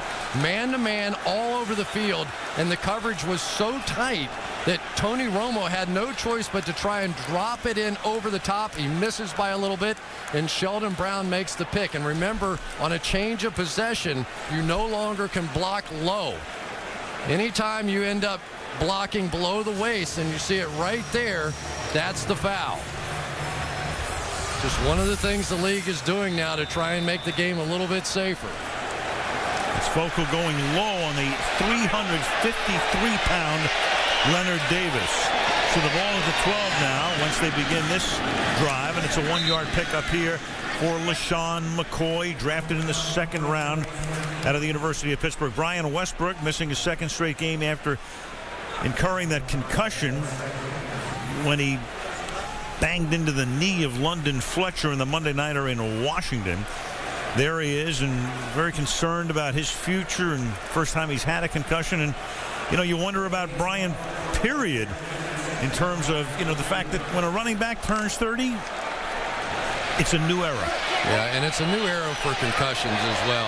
I think the league, and in particular the Eagles, have handled this situation beautifully. 2nd and 9. And McNabb will throw, and it's caught at the 30-yard line by Deshaun Jackson. So sooner or later, he was going to hook up with a guy averaging 21 yards per reception, and that one is good for 21 yards.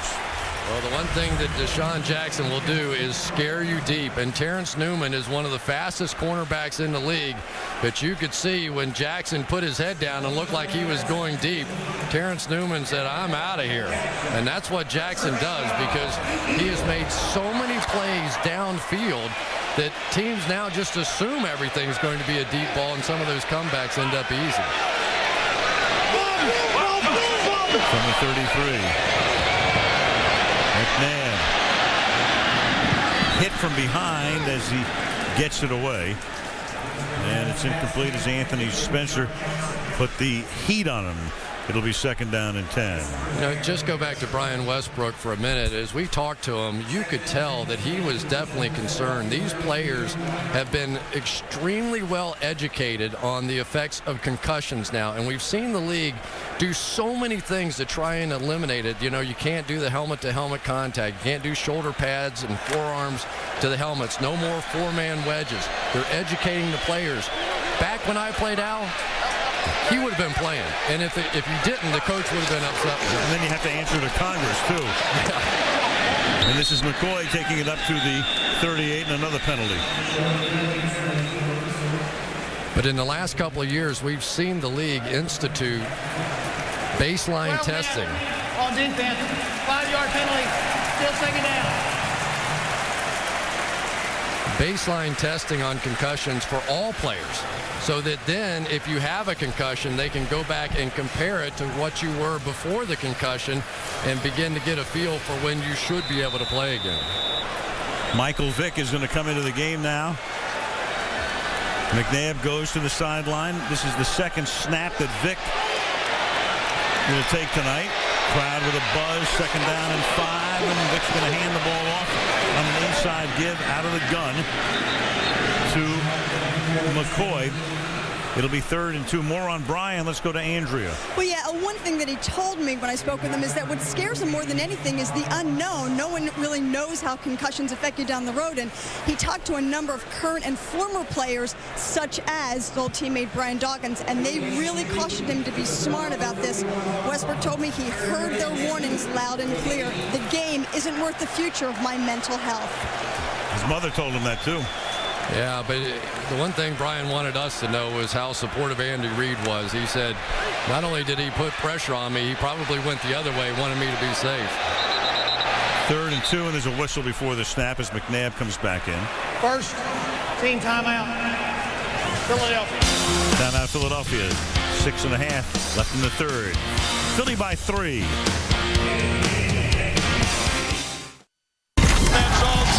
The rivalry of the decade. We're going to Super Bowl! On Sunday Night Football. Little doubt about that. I think that's been the best rivalry, even though it's not inside a division. Those teams wind up meeting seemingly every year. We've got it next Sunday night. Colts, Patriots. After the timeout on 3rd and 2.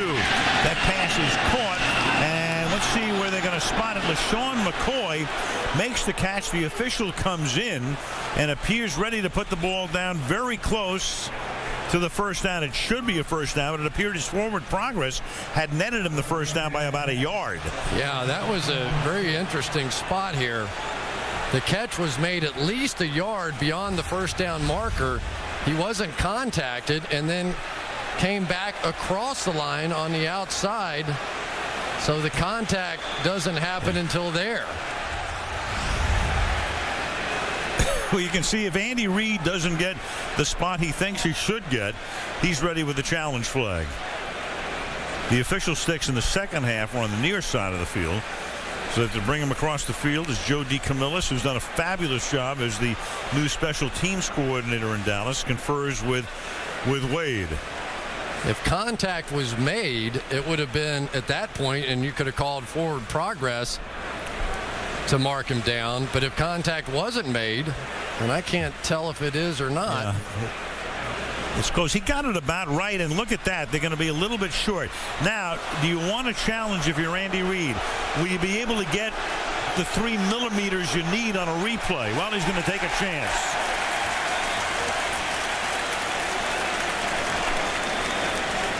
I don't know how you figure out where you're going to move the ball after you look at the replay.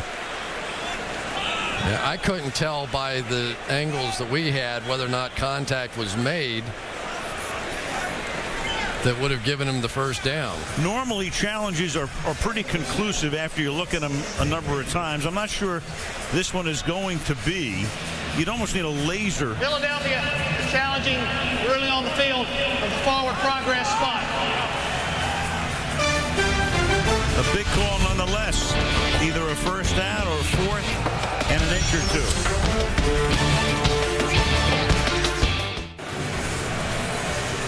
Taking a look at this, and we'll show you before Walt Coleman makes the call here. As it turns out, the Eagles might even lose more yardage here because he makes the catch, McCoy. But when does James touch him? Remember, he's on his own here, and until James touches him, it's a live ball. And the ball is moving, even though it's moving back toward the Philadelphia goal line. So he finally gets touched there, which means they're going to spot the ball back at about the 42.5-yard line, which means Andy Reid, in effect, is going to win the challenge, but he's going to lose the war here. And he's going to put himself in a situation where instead of needing an inch, he needs a yard. Right. Which now probably means the punt team instead of the possibility of going for this one. Right. And I say he's going to win the challenge. Win the battle and lose the war? Cryptically here, because what he's going to do, they're going to move the ball, but it's going to cost him a timeout because his challenge is that it's going to be spotted at a point where he's going to get a first down, which is not going to be the case. Yeah, McCoy really did his job. He went about 4 yards beyond the first down marker, but he needed to catch it and go the other way. Remember, you can piece replays together. Yep. After reviewing the play, the ruling on the field is confirmed. The receiver was coming back on his own. His own momentum brought him back behind the line of game. Philadelphia will be charged with their second team timeout. Interesting, they're keeping that same spot. Yeah. Well, they're saying that the ruling on the field stands when, in effect, they could still move it back at least several inches. Yeah, and by not doing that now, The Eagles look like they're going to go. Or at least try to draw them offside. Hold on, Jamal. So that costs Philadelphia a timeout. They've already used 2 in this half. Ball is not ready for play yet. So the Eagles are down to 1 timeout with 21 minutes left in the game. So last year, a lot of trouble converting in these situations. Will they really go for it or just try to draw them off? Cowboys press the line. And this contact along the line, and then a false start on Philadelphia.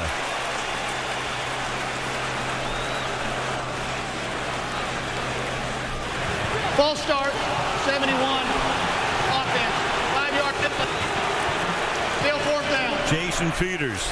I'm so surprised that the Eagles didn't snap the ball. Jamal Jackson had them off sides. All he has to do is snap the ball, and they're going to have the first down. Watch, the Cowboys are going to jump, snap it.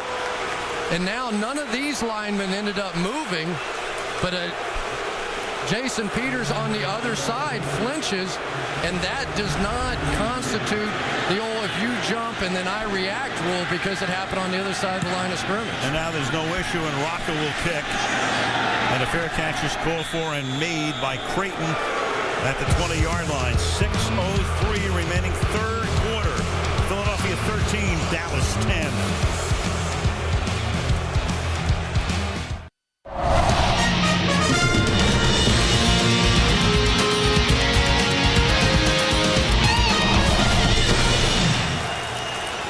For Tony Romo, some of the expressions tonight, a lot of frustration. He's thrown for 193 yards, but no touchdowns, 1 pick. Gets it at the 19. And this is Felix Jones, who gets upended and loses the football, but it's down. He's down by contact with possession at the 23-yard line. What a tackle by Asante Samuel, and he's down. Asante Samuel coming up, almost creating a fumble. And the Pro Bowl cornerback is down. This is not a dream scenario. Big John Phillips coming out, and Asante Samuel just went low and managed to get the tackle. And I think Jones just kicks him in the head. Yep. And really ends up injuring Asante Samuel. Samuel taking a knee to the helmet. How far does a cop go when his son is missing? That's the storyline on the powerful new SVU Wednesday at 9 Eastern and Pacific right here on NBC. Ellis Hobbs is going to come in to replace Asante Samuel, who gets up and walks over to the Philadelphia sideline after taking a knee, the knee of Jones, to his helmet. And then Felix Jones landed on his head, and they were taking a look at him as well. 2nd down and 6 now. Marion Barber is the running back. 3-step drop. Witten makes the catch, and Witten gets tackled at about the 1st down marker by Quentin Michael with 5.5 minutes to play in the 3rd quarter. You can just see the trust between Tony Romo and Jason Witten. That time they came with a blitz that side, and once again, Tony Romo believes that Jason Witten is going to see what he sees, break it off, and make the play. And there's nothing that frustrates a defense more than you burning the blitz. But what Tony Romo did well at the end of that first half was gouge him for a big play, because that's what ultimately drives you out of that blitz. 1st and 10. Austin will be covered by Hobbs, bottom of the screen. They give it to Barber. You know, Chris, you're talking about the combination of Romo and Witten.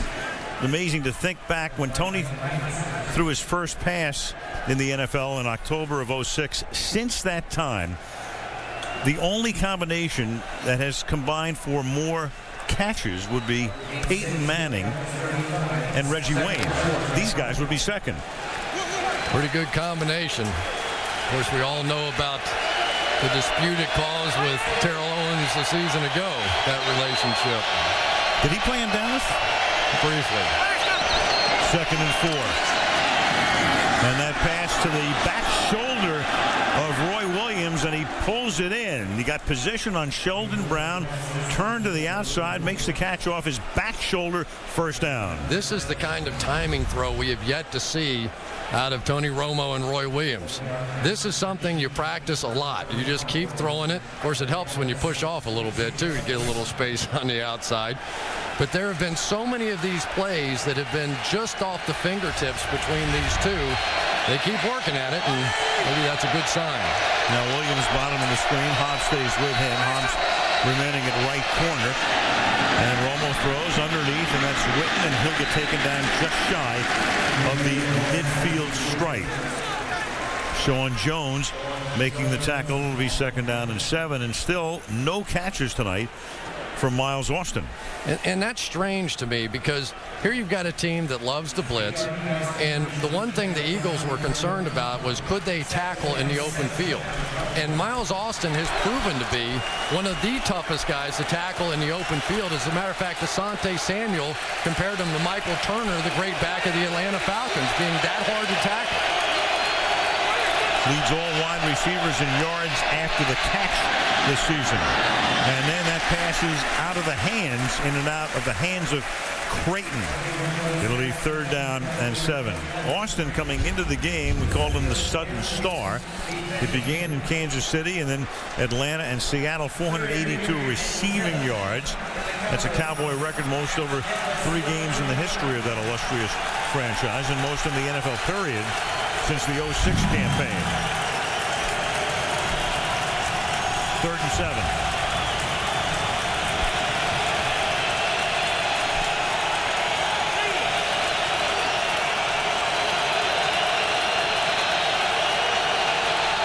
Play clock at 1. They just do get it off. And Witten trying to get the 1st down, reaching for it. A flag is down. Hansen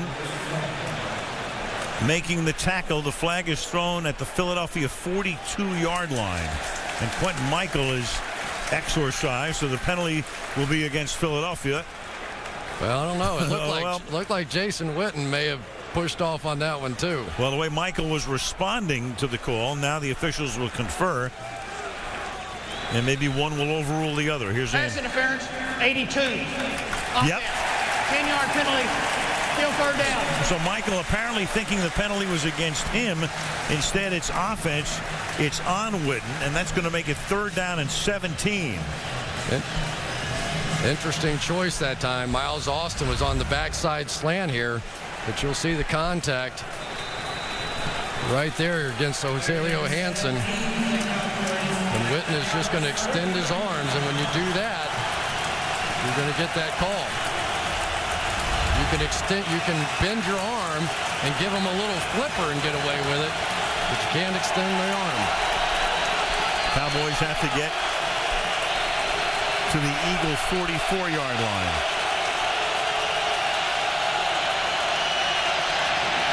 Romo sacked at the 32-yard line. Trent Cole. Trent Cole with a sack now in 7 of Philadelphia's 8 games. Trent Cole hustles more than any player, and look at this stance. He gets down as low as he can, and Flozell, as big as he is, just can't get bent down. But watch Jason Witten. He's going to pop open on this play, and Tony Romo is trying to wait for him, but he couldn't wait no more. Matt McBriar sails one down to the 23, and that's fair caught there by Deshaun Jackson with 2:10 remaining in the 3rd quarter. You know, one team averaging 29, the other averaging 28, but we see it so much.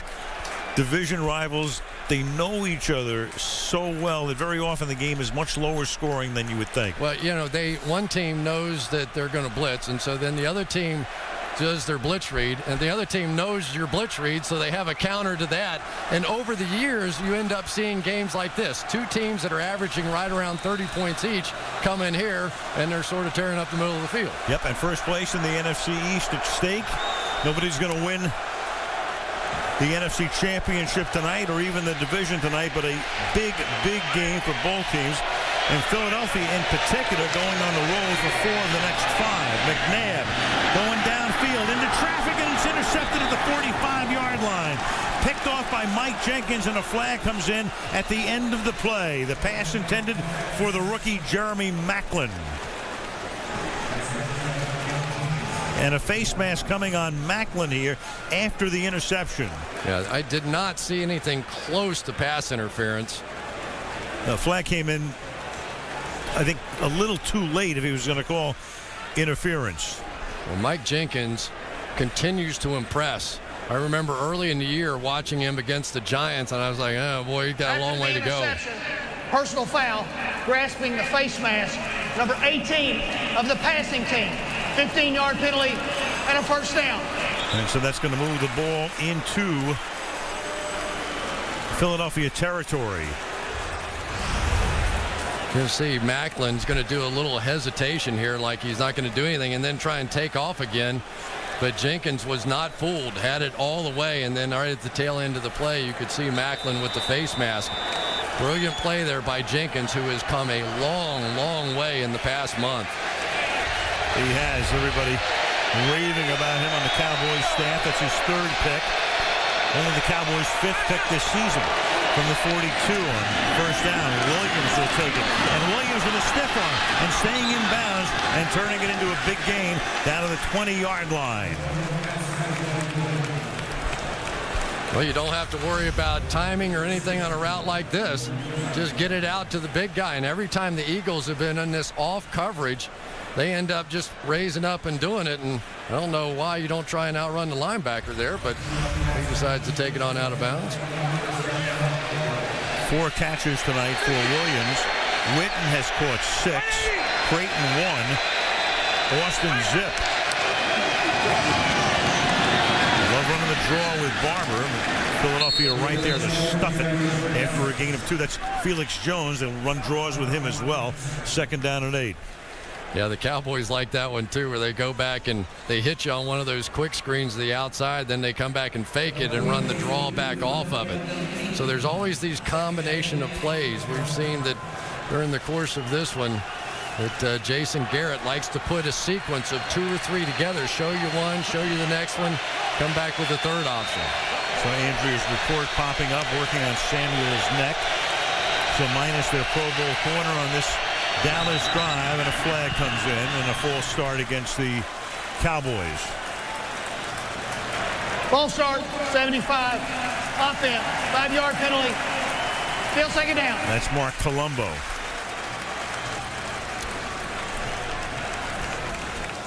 Ellis Hobbs in for Asante Samuel on the other side. Both former New England Patriots have come over here, and Asante, of course, made the huge impact, and he's still trying to get right on the sideline. I think that neck's bothering him a little. 2nd and 13 at the 23. Romo alone as they empty the backfield. Here come the Eagles. The pass is caught. It's low and behind Williams, but it makes a nice adjustment to reach down and behind him and make the catch and advance the ball to the 15-yard line, where it'll be 3rd down and 5. Well, you see the classic zone blitz that time. The defensive end, Jaquay Parker, almost got underneath this one. I think Tony Romo thought he had a freebie, but the defensive end out here is going to drop back underneath this one and almost get there. He was right there, but just didn't know how to play the ball once he got there. And that'll take us to the end of the 3rd quarter in the battle for first in the NFC East, with the Philadelphia Eagles leading the Dallas Cowboys 13-10. And Sunday Night Football from Philadelphia resumes after these messages from your NBC station. Tonight's aerial coverage being brought to you by Duracell. Starting the 4th quarter in Philadelphia, Al Michaels, Chris Collinsworth, Andrea Kramer, there are the owners. Jerry Jones looking on. Jeff Lurie has owned this team since the mid-90s. For Jerry, it's his 20th anniversary. Bought the team back in '89. Nervous time for both. And for this crowd, 3rd down and 5 as we start the final quarter. The ball is at the Philadelphia 15-yard line. Romo out of the gun. Here come the Eagles. What else is new? And the pass is incomplete. Intended for Roy Williams. Sheldon Brown is there to break it up with good, tight coverage. The late, great Jim Johnson would have been proud of this one. They're sending everybody, and it is straight man-to-man everywhere you look. Tony Romo just trying to get back out of there and let his big guy make a play, and Roy Williams had it stopped. He just couldn't pull it down. Now a 33-yard attempt by Folk to tie the game. McBriar to hold it. J.P. Ladouceur to snap it. And the kick is good. 8 seconds into the fourth quarter. The Dallas Cowboys and the Philadelphia Eagles tied for first and tied tonight at 13. Sunday Night Football from Philadelphia being brought to you by Radio Shack. You score big with the best brands from the Shack. By the United States Air Force. Experience more at airforce.com. By GE Imagination at Work. And by Geico, 15 minutes could save you 15% or more on car insurance. Look at downtown Philadelphia between the Delaware and Schuylkill Rivers and in South Philly. Part of the sports complex. The Phillies play here. The Eagles play here. The Flyers and the 76ers. All within walking distance. 14-yard line. Kick fielded by Ellis Hobbs. And Hobbs brings it back up to the 25 where he's tackled by David Beeler. Again, to set the standings in the NFC East. Winner of this game goes to 6-2 and leads. The Giants lost their fourth in a row in the final minute today to San Diego by a point. Washington losing to Atlanta with 2 wins and 6 losses. So Philly, with a win, not only would be ahead of Dallas, they'd own the head-to-head with them in the one game, obviously, that they would have played, which would be tonight, and take a big lead in the division, which comes into play at the end. They'd be 3-0, and Dallas would be 0-2. First down Eagles from the 25-yard line. Weaver up to the 28-yard line. Heavy dose of Weaver tonight, a fullback by trade. But in this offense, with Westbrook out and McCoy carrying 9 times, but being instrumental in the running game, they've gone to Weaver for 7 runs tonight. Yeah, because Brian Westbrook is out. And he had a big day last time out for the Philadelphia Eagles. But you just don't see the explosive plays that you have when you have Westbrook in there. LaShawn McCoy's broken off a few. But Leonard Weaver's they're trying to pound the ball in there behind that offensive line, but slowed down a little bit here in the second half. 2nd and 7. With protection and then a floating pass. And he's lucky that wasn't picked off, and there's a penalty. We're going to get an illegal contact. Prior to the pass, illegal contact, 21, defense. 5-yard penalty, automatic first down. That's on Mike Jenkins. And the tough part about that penalty is the ball went completely the other way. Take a look at Mike Jenkins. He's in man coverage here. And once they go 5 yards, he tried to get a shot on him, but you have to know where you are on the field. He was back deep and then rolled up in coverage there. Actually was not playing man. Took a shot, but a little too deep. And it would have been a 3rd down and 7 without the penalty. First down, 33-yard line. Good protection. Works the middle. Deflected and almost intercepted again. Off the hands of Deshaun Jackson and almost picked by the safety Hamlin. And Ken is slow in getting up. Well, this is as wide open as you get in the NFL, and Donovan missed it. Ball just too high and behind Deshaun Jackson. It didn't come open until late, but it was wide open. There wasn't anybody within 5 yards of Deshaun Jackson. McNabb barely avoiding a 3rd pick. 2nd and 10. McCoy Speaking of picks, I know it's a movable feast, and we talk about the best interception rate among quarterbacks, and it seems to move around a lot. But as of tonight, going into the game, Donovan McNabb had the lowest interception rate of any quarterback in the history of the league. One pick for every 49 passes. And it's remarkable when you think back to last year when he was benched in the Baltimore game. It was because he was throwing too many interceptions. 2 picks tonight and nearly a third. And timeout taken by the Dallas Cowboys. And that's their second. Each team with just one with 13-18 to play.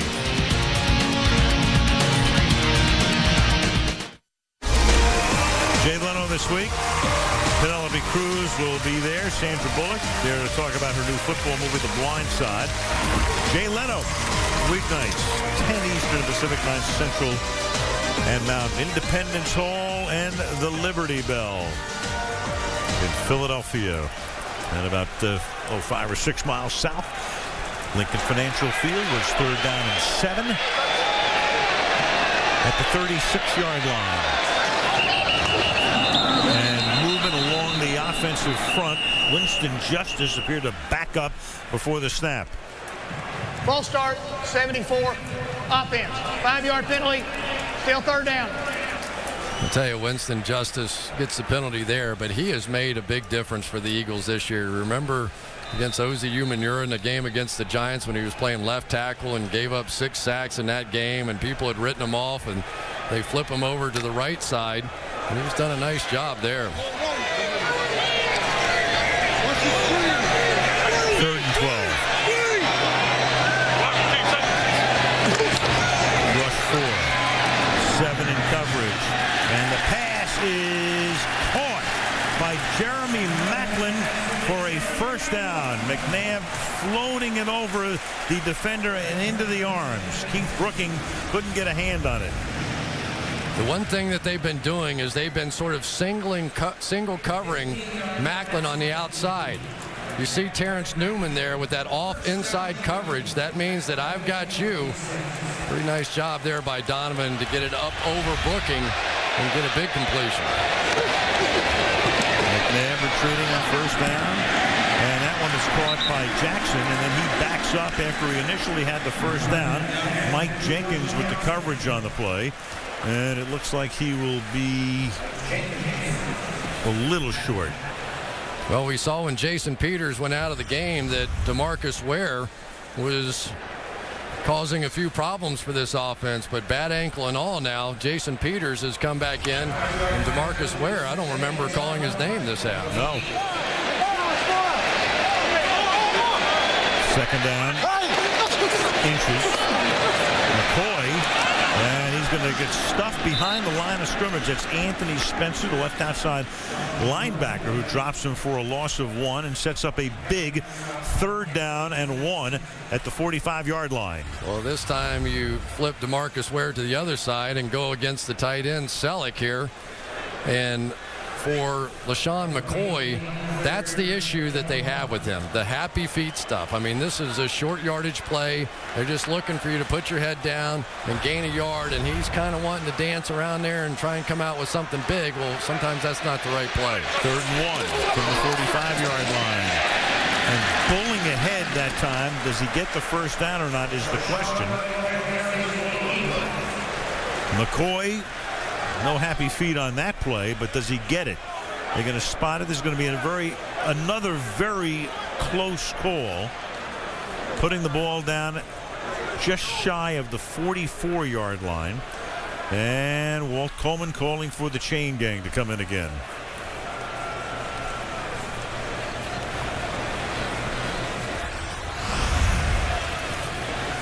Brady James going to come up along with Gerald Sensabaugh from the safety position, and those two guys do a tremendous job of pulling McCoy backwards. One of the problems is that when you don't have a very big guy in that situation, he doesn't get that fall forward couple of inches, and that's how many they came up short.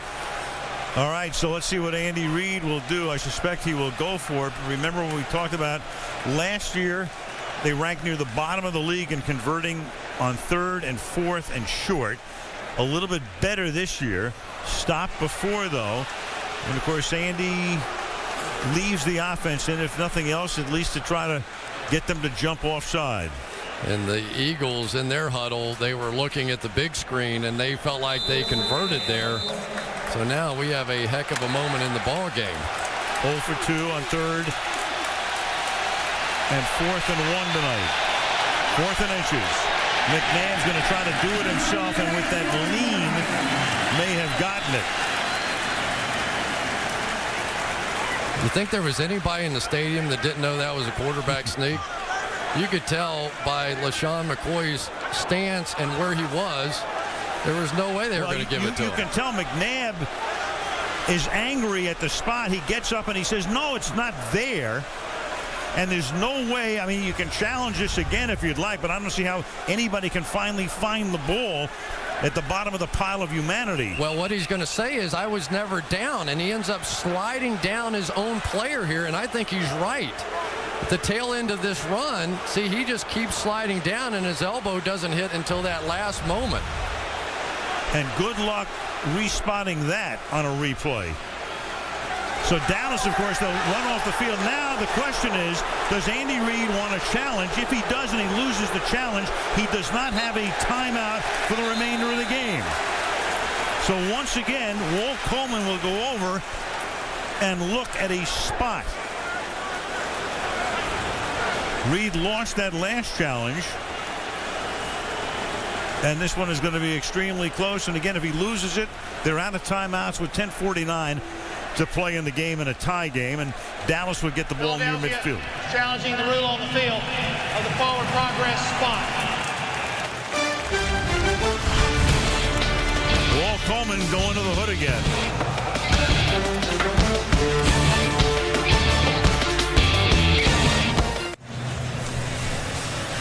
This is going to be very, very close. They can use, it's an interesting thing here, you can use part of the logo on the field to help you spot this thing. Now the play is not over until McNabb's elbow touches the ground there.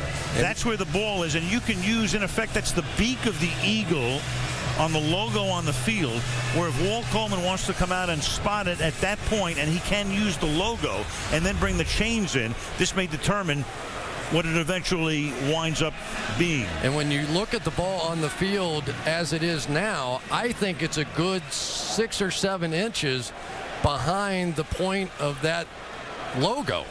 So they're going to find the Eagles' beak, maybe. After reviewing the play, the ruling on the field stands. It will be Dallas' ball, 1st and 10. Philadelphia will be charged with their 3rd final team timeout. So they don't even use the beak. Yeah, they went beakless on that one. But let's remember now, the rules for replay are a little different this year. Unless it is so obvious that they should change the call, they're not going to. And in reality, you can't really see Donovan's left elbow. So maybe because of the fact you don't know if that one's on the ground as he slid down there, they said we can't change it. Right, you just can't parse it to the nth degree, and Walt Coleman both times tonight denies Andy Reid's challenge. So they're out of challenges, they're out of timeouts, they've turned the ball over at the 44-yard line, and Dallas has it with Marion Barber as the back flanking Romo. Witten sets up on the right side. You got Asante Samuel back in the game at left corner. And Barber now into Eagle territory, and that's close to a 10-yard pickup. They'll spot the ball at about the 46-yard line. You know, sometimes when you get hit and injured, and we saw Asante Samuel sort of bang his head on that last one. Now he's back in the first play, what does he see? Marion Barber come at him, and no, he wasn't real interested in getting involved in that one. So I think that now the Cowboys coaches will see that, and you keep running at him. First down on an 11-yard gain. In the draw with Barber, good hole over the left side. Bangs his way down to the 37-yard line. Struts over toward the Cowboy bench. Exact same thing from Asante on that one. Still first down. And a flag back at the 47-yard line for a hold. So Barber did some strutting, but a flag thrown back at the line of scrimmage. A holding call, and that'll make it 1st and 20 back at the 45-yard line. Here's Asante Samuel again on the outside. Check him out. I think this injury is definitely bothering him. He's usually at least a decent tackler, but you can see he really doesn't want any part of that at all. So I'm telling you, if I see that, I'm throwing stuff out there. I'm making him tackle Miles Austin. I'm sending Marion Barber his way. The hold was on the center, Andre Girard. It's 1st and 20 now from the 45-yard line. Under 10 to play. And Barber's going to get tackled in the backfield. That's Will Witherspoon, picked up at the trading deadline from the St. Louis Rams, who makes the stop.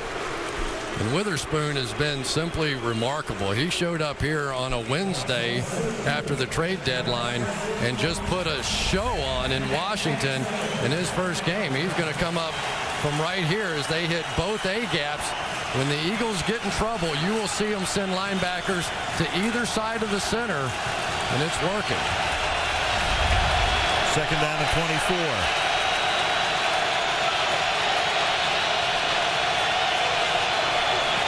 No blitz this time, just 4. Creighton makes the catch and taken down inbounds at the 49-yard line of the Eagles, setting up a 3rd and long, 3rd and 13. Clock ticking down to 8:45. I'm just a little surprised that we've seen so much action to Roy Williams tonight. So many sort of isolation plays to set him up. And Miles Austin has had 3 thrown to him. And especially when you consider he's playing against a corner who's a little banged up now. This time he's on the single side. But they roll coverage that direction a bit. 3rd down, 14. Romo deep down the left side, and sooner or later you knew it would be Austin. Austin's first catch of the night is a Dallas touchdown. Yeah, they kept setting it up and setting it up. They knew that Sheldon Brown was susceptible to the double move. He likes to look at the quarterback, and that time got barbecued. Watch the slant and go. You'll see Sheldon Brown look back into the backfield at the quarterback, read that 3-step drop, try to jump it, and there's the guy we've been trying to tell you about all night. And yards after the catch. Roy Williams is happy too. Nick Folk tacks on the extra point. So the Eagles lose the challenge on the spot, and then on 3rd and 14, a 49-yard touchdown pass to Austin. 8:04 left. Dallas by 7.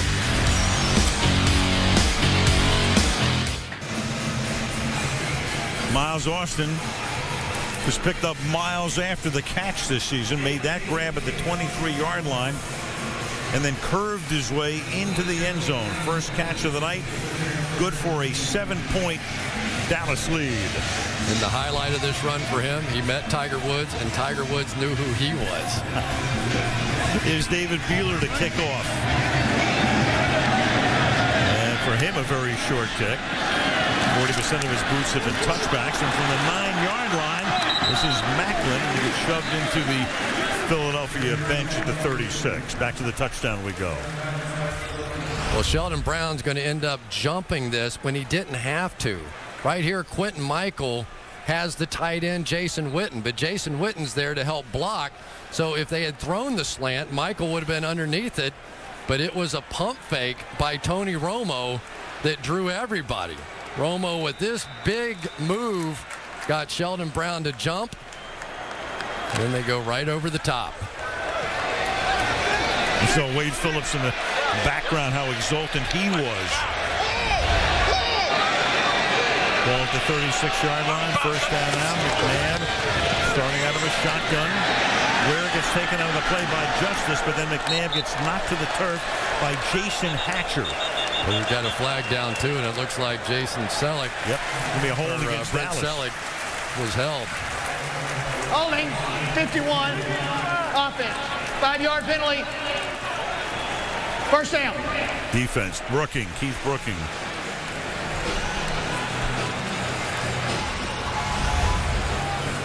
Here we go. Keith Brooking, who comes over from Atlanta. Now right there you can see his right arm around the outside, forcing Selleck to spin back inside. He got it. From the 41-yard line now. Three-man rush, screen. McCoy taken down by Terrence Newman in front of the Dallas bench at the Philadelphia 48-yard line. That's a gain of 7 on the play, second down and 3. One of the untold benefits of having a big play guy like Deshaun Jackson on the outside is when he runs defenders off the ball, they sprint way off the ball. So this tremendous screen game that the Eagles have has even more room to work.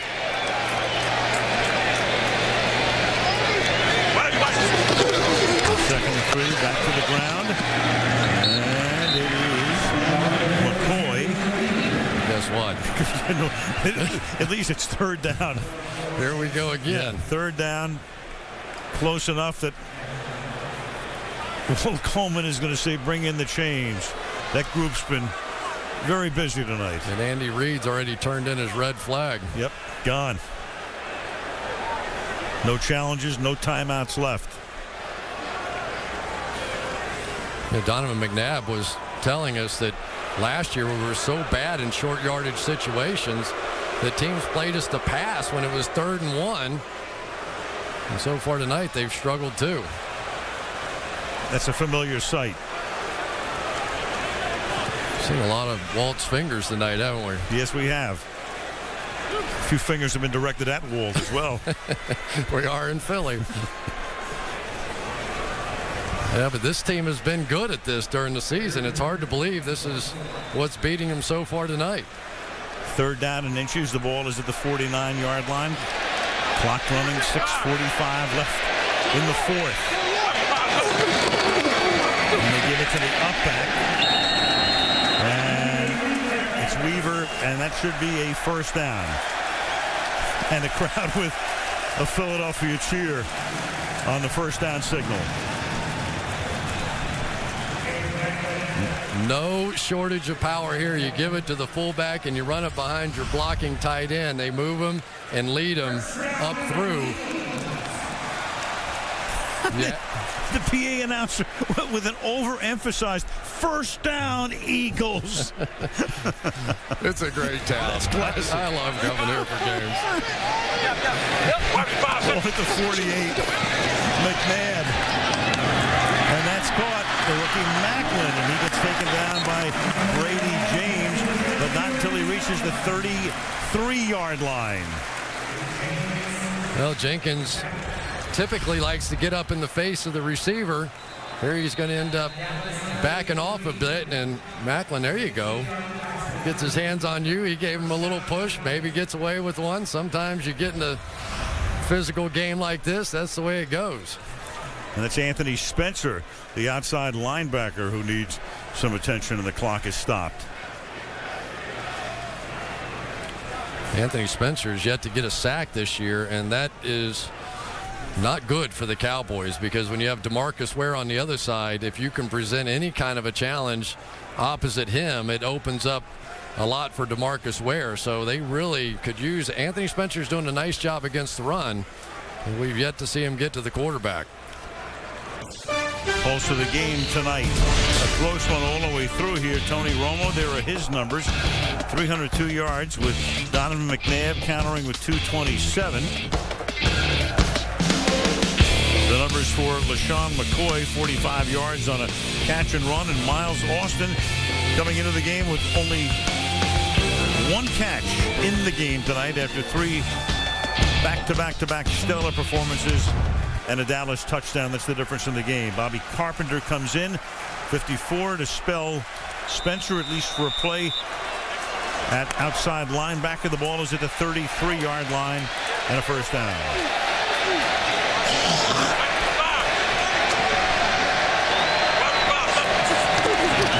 McNabb. And that pass, he threads it in. Cowboys say no. And the officials say no as well. It's Bobby Carpenter covering Selleck on the play. It'll be second down. Boy, I tell you what, Donovan's missed a few throws tonight, but that was amazing. He got that one inside a window about the size of a mailbox. Selleck just unable to make the catch. It's a good analogy. I never heard that one before. It's very good. It's a Kentucky term. Right? You got that right. Second and 10. 3 by 1, 3 to the right, 1 to the left. Set up a screen, juggled and dropped by McCoy. Started to look upfield before he looked the ball into his hands, and it will be third down and 10.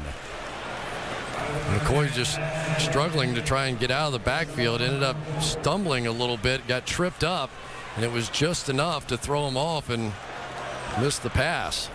Well, this is a more critical third down and maybe even fourth down conversion than it would normally be because of the fact that there are no timeouts left for Philadelphia. So once they give the ball back, if Dallas gets a couple of first downs, they can take a lot of time off the clock. Which means you don't have to go for it all here, because I think Andy would definitely go for it on fourth down. Third down and 10, I agree. Dallas blitzing. McNabb steps away.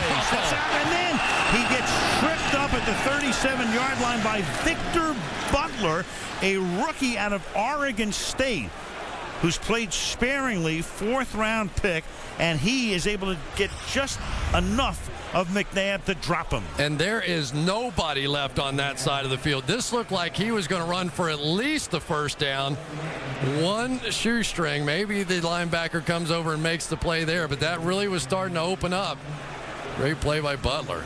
And now Andy Reid is going to have Akers come in and attempt a 52-yard field goal. Really? At least line up to go for it on a 4th and 11. And that kick is good. Still has the leg. Does David Akers in his 11th season in the league, a 52-yard boot to make the score 20-16. Interesting to me, because it still takes a touchdown for you here to win the game. So I'm with you. I don't know what this changes. Well, you'd win the game if you got a touchdown. So yeah, that's the thing it would change. But you know, considering the circumstances, it's somewhat unusual. Then again, if you go for it, you don't make it, you give them the ball in a pretty good position. But if you don't make the field goal, you still give them the ball in a pretty good position. Anyway, as we debate ourselves here. A lot of ways to look at it. I have to say, personally, I probably would have tried for it on fourth down there. I think that you're in a situation now late in the game where you can't count on getting it back because of your timeout situation. Well, he made the field goal, so now he looks good by doing that. I'm not sure I wouldn't have punted it, only because I mean, that's an option too. Sure, go a long way. Yeah. Yep. No, I hear you. Now, of course, again, without timeouts, Dallas can play clock ball, and if they can grind it out, they can grind it out all the way to the end.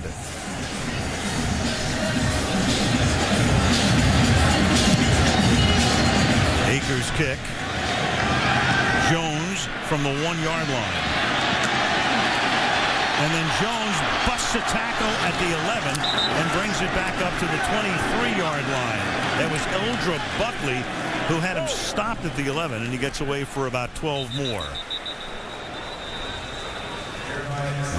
Romo will come out and take over at the 23-yard line.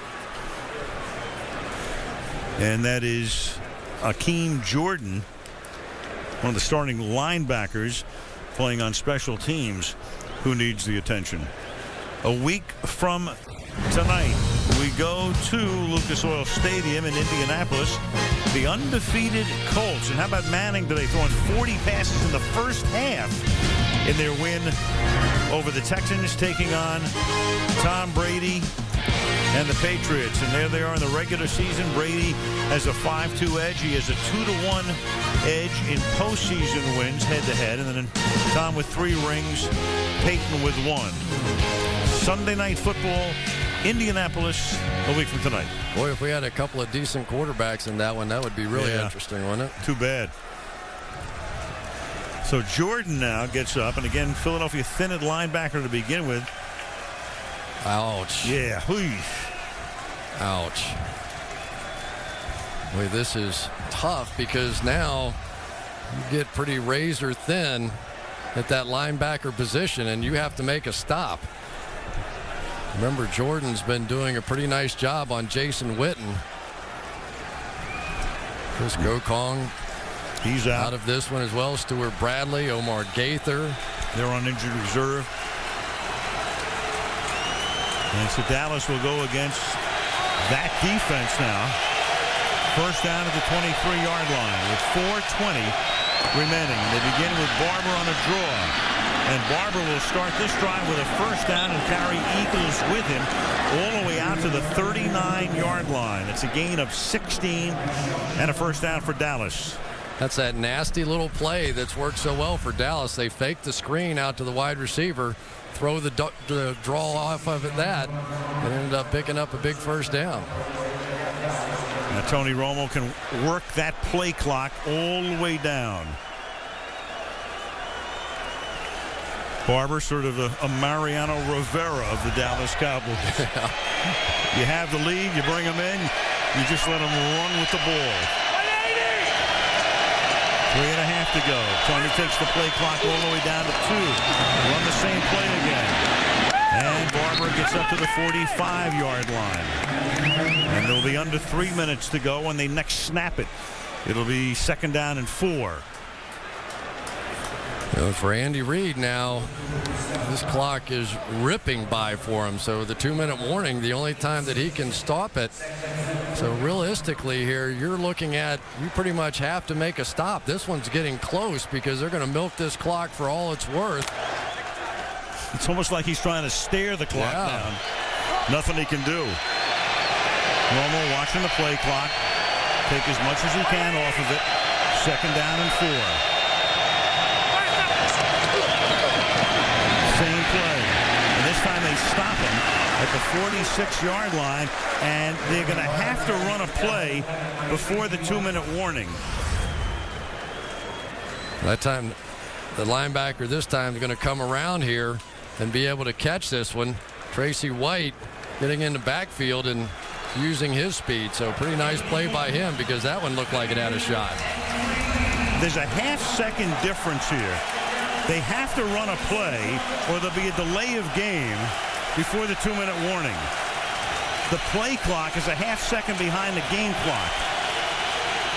3rd and 3. And Romo. And that's Witten, and that's a huge first down. Taking it to the 49. There is your 2-minute warning, and now the Dallas Cowboys are in primo position to move into undisputed possession of first place in the NFC East. 1:57 remaining in Philadelphia. Dallas 20, Philadelphia 16.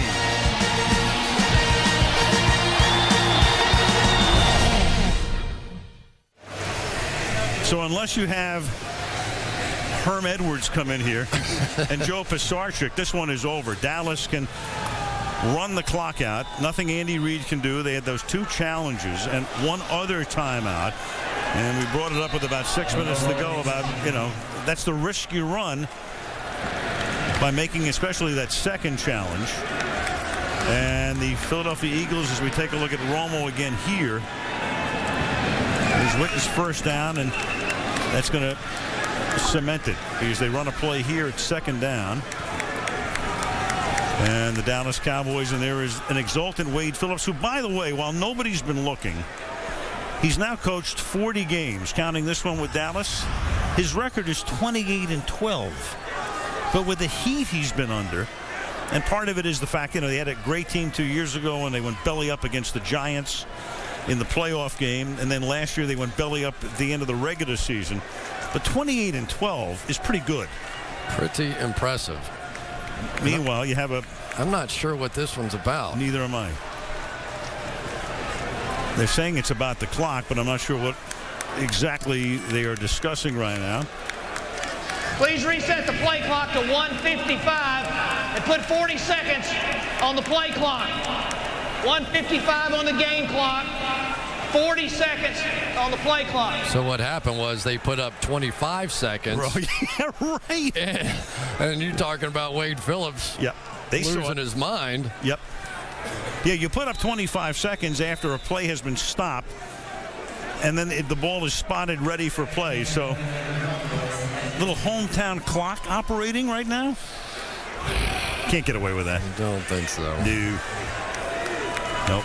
And that's all the Eagles can do right now is just sit and stew. And as we mentioned, this is so big for each of these teams in so many respects, but especially for Philadelphia, finding themselves a game behind right now, and now going on the road for 4 of the next 5 games, and none of them are walkovers by any stretch of the imagination. And, you know, more importantly, probably, is not holding serve against the Dallas Cowboys at home, in a game that they had sort of well in hand. And then once again, it is Miles Austin who comes up with the game winner. So I thought it was a very good game by Tony Romo. When you play against a defense like the Eagles, you just have to keep hanging in there. I mean, these guys are going to make you look bad on occasion. You're going to throw an interception or two. You're going to take some sacks. But as the game goes along, you also, against this Eagles defense with the way they blitz, have to hit some big plays. And some of those big plays was the difference in this one. This will be the last play of the game. Romo will finish the night with 307 passing yards. And of all the wacky things, so much made of Miles Austin coming into the game, he catches one ball, and it's the difference in the game. All he needed. So the Eagles are 5-3. The Cowboys go to 6-2. The Giants are 5-4. The Cowboys go to Green Bay next Sunday, but then they go home for 2 games against Washington and Oakland. That's sitting pretty. Game over. 20-16 Cowboys. The Wendy's post-game report coming right up. But first, these messages from your local NBC station.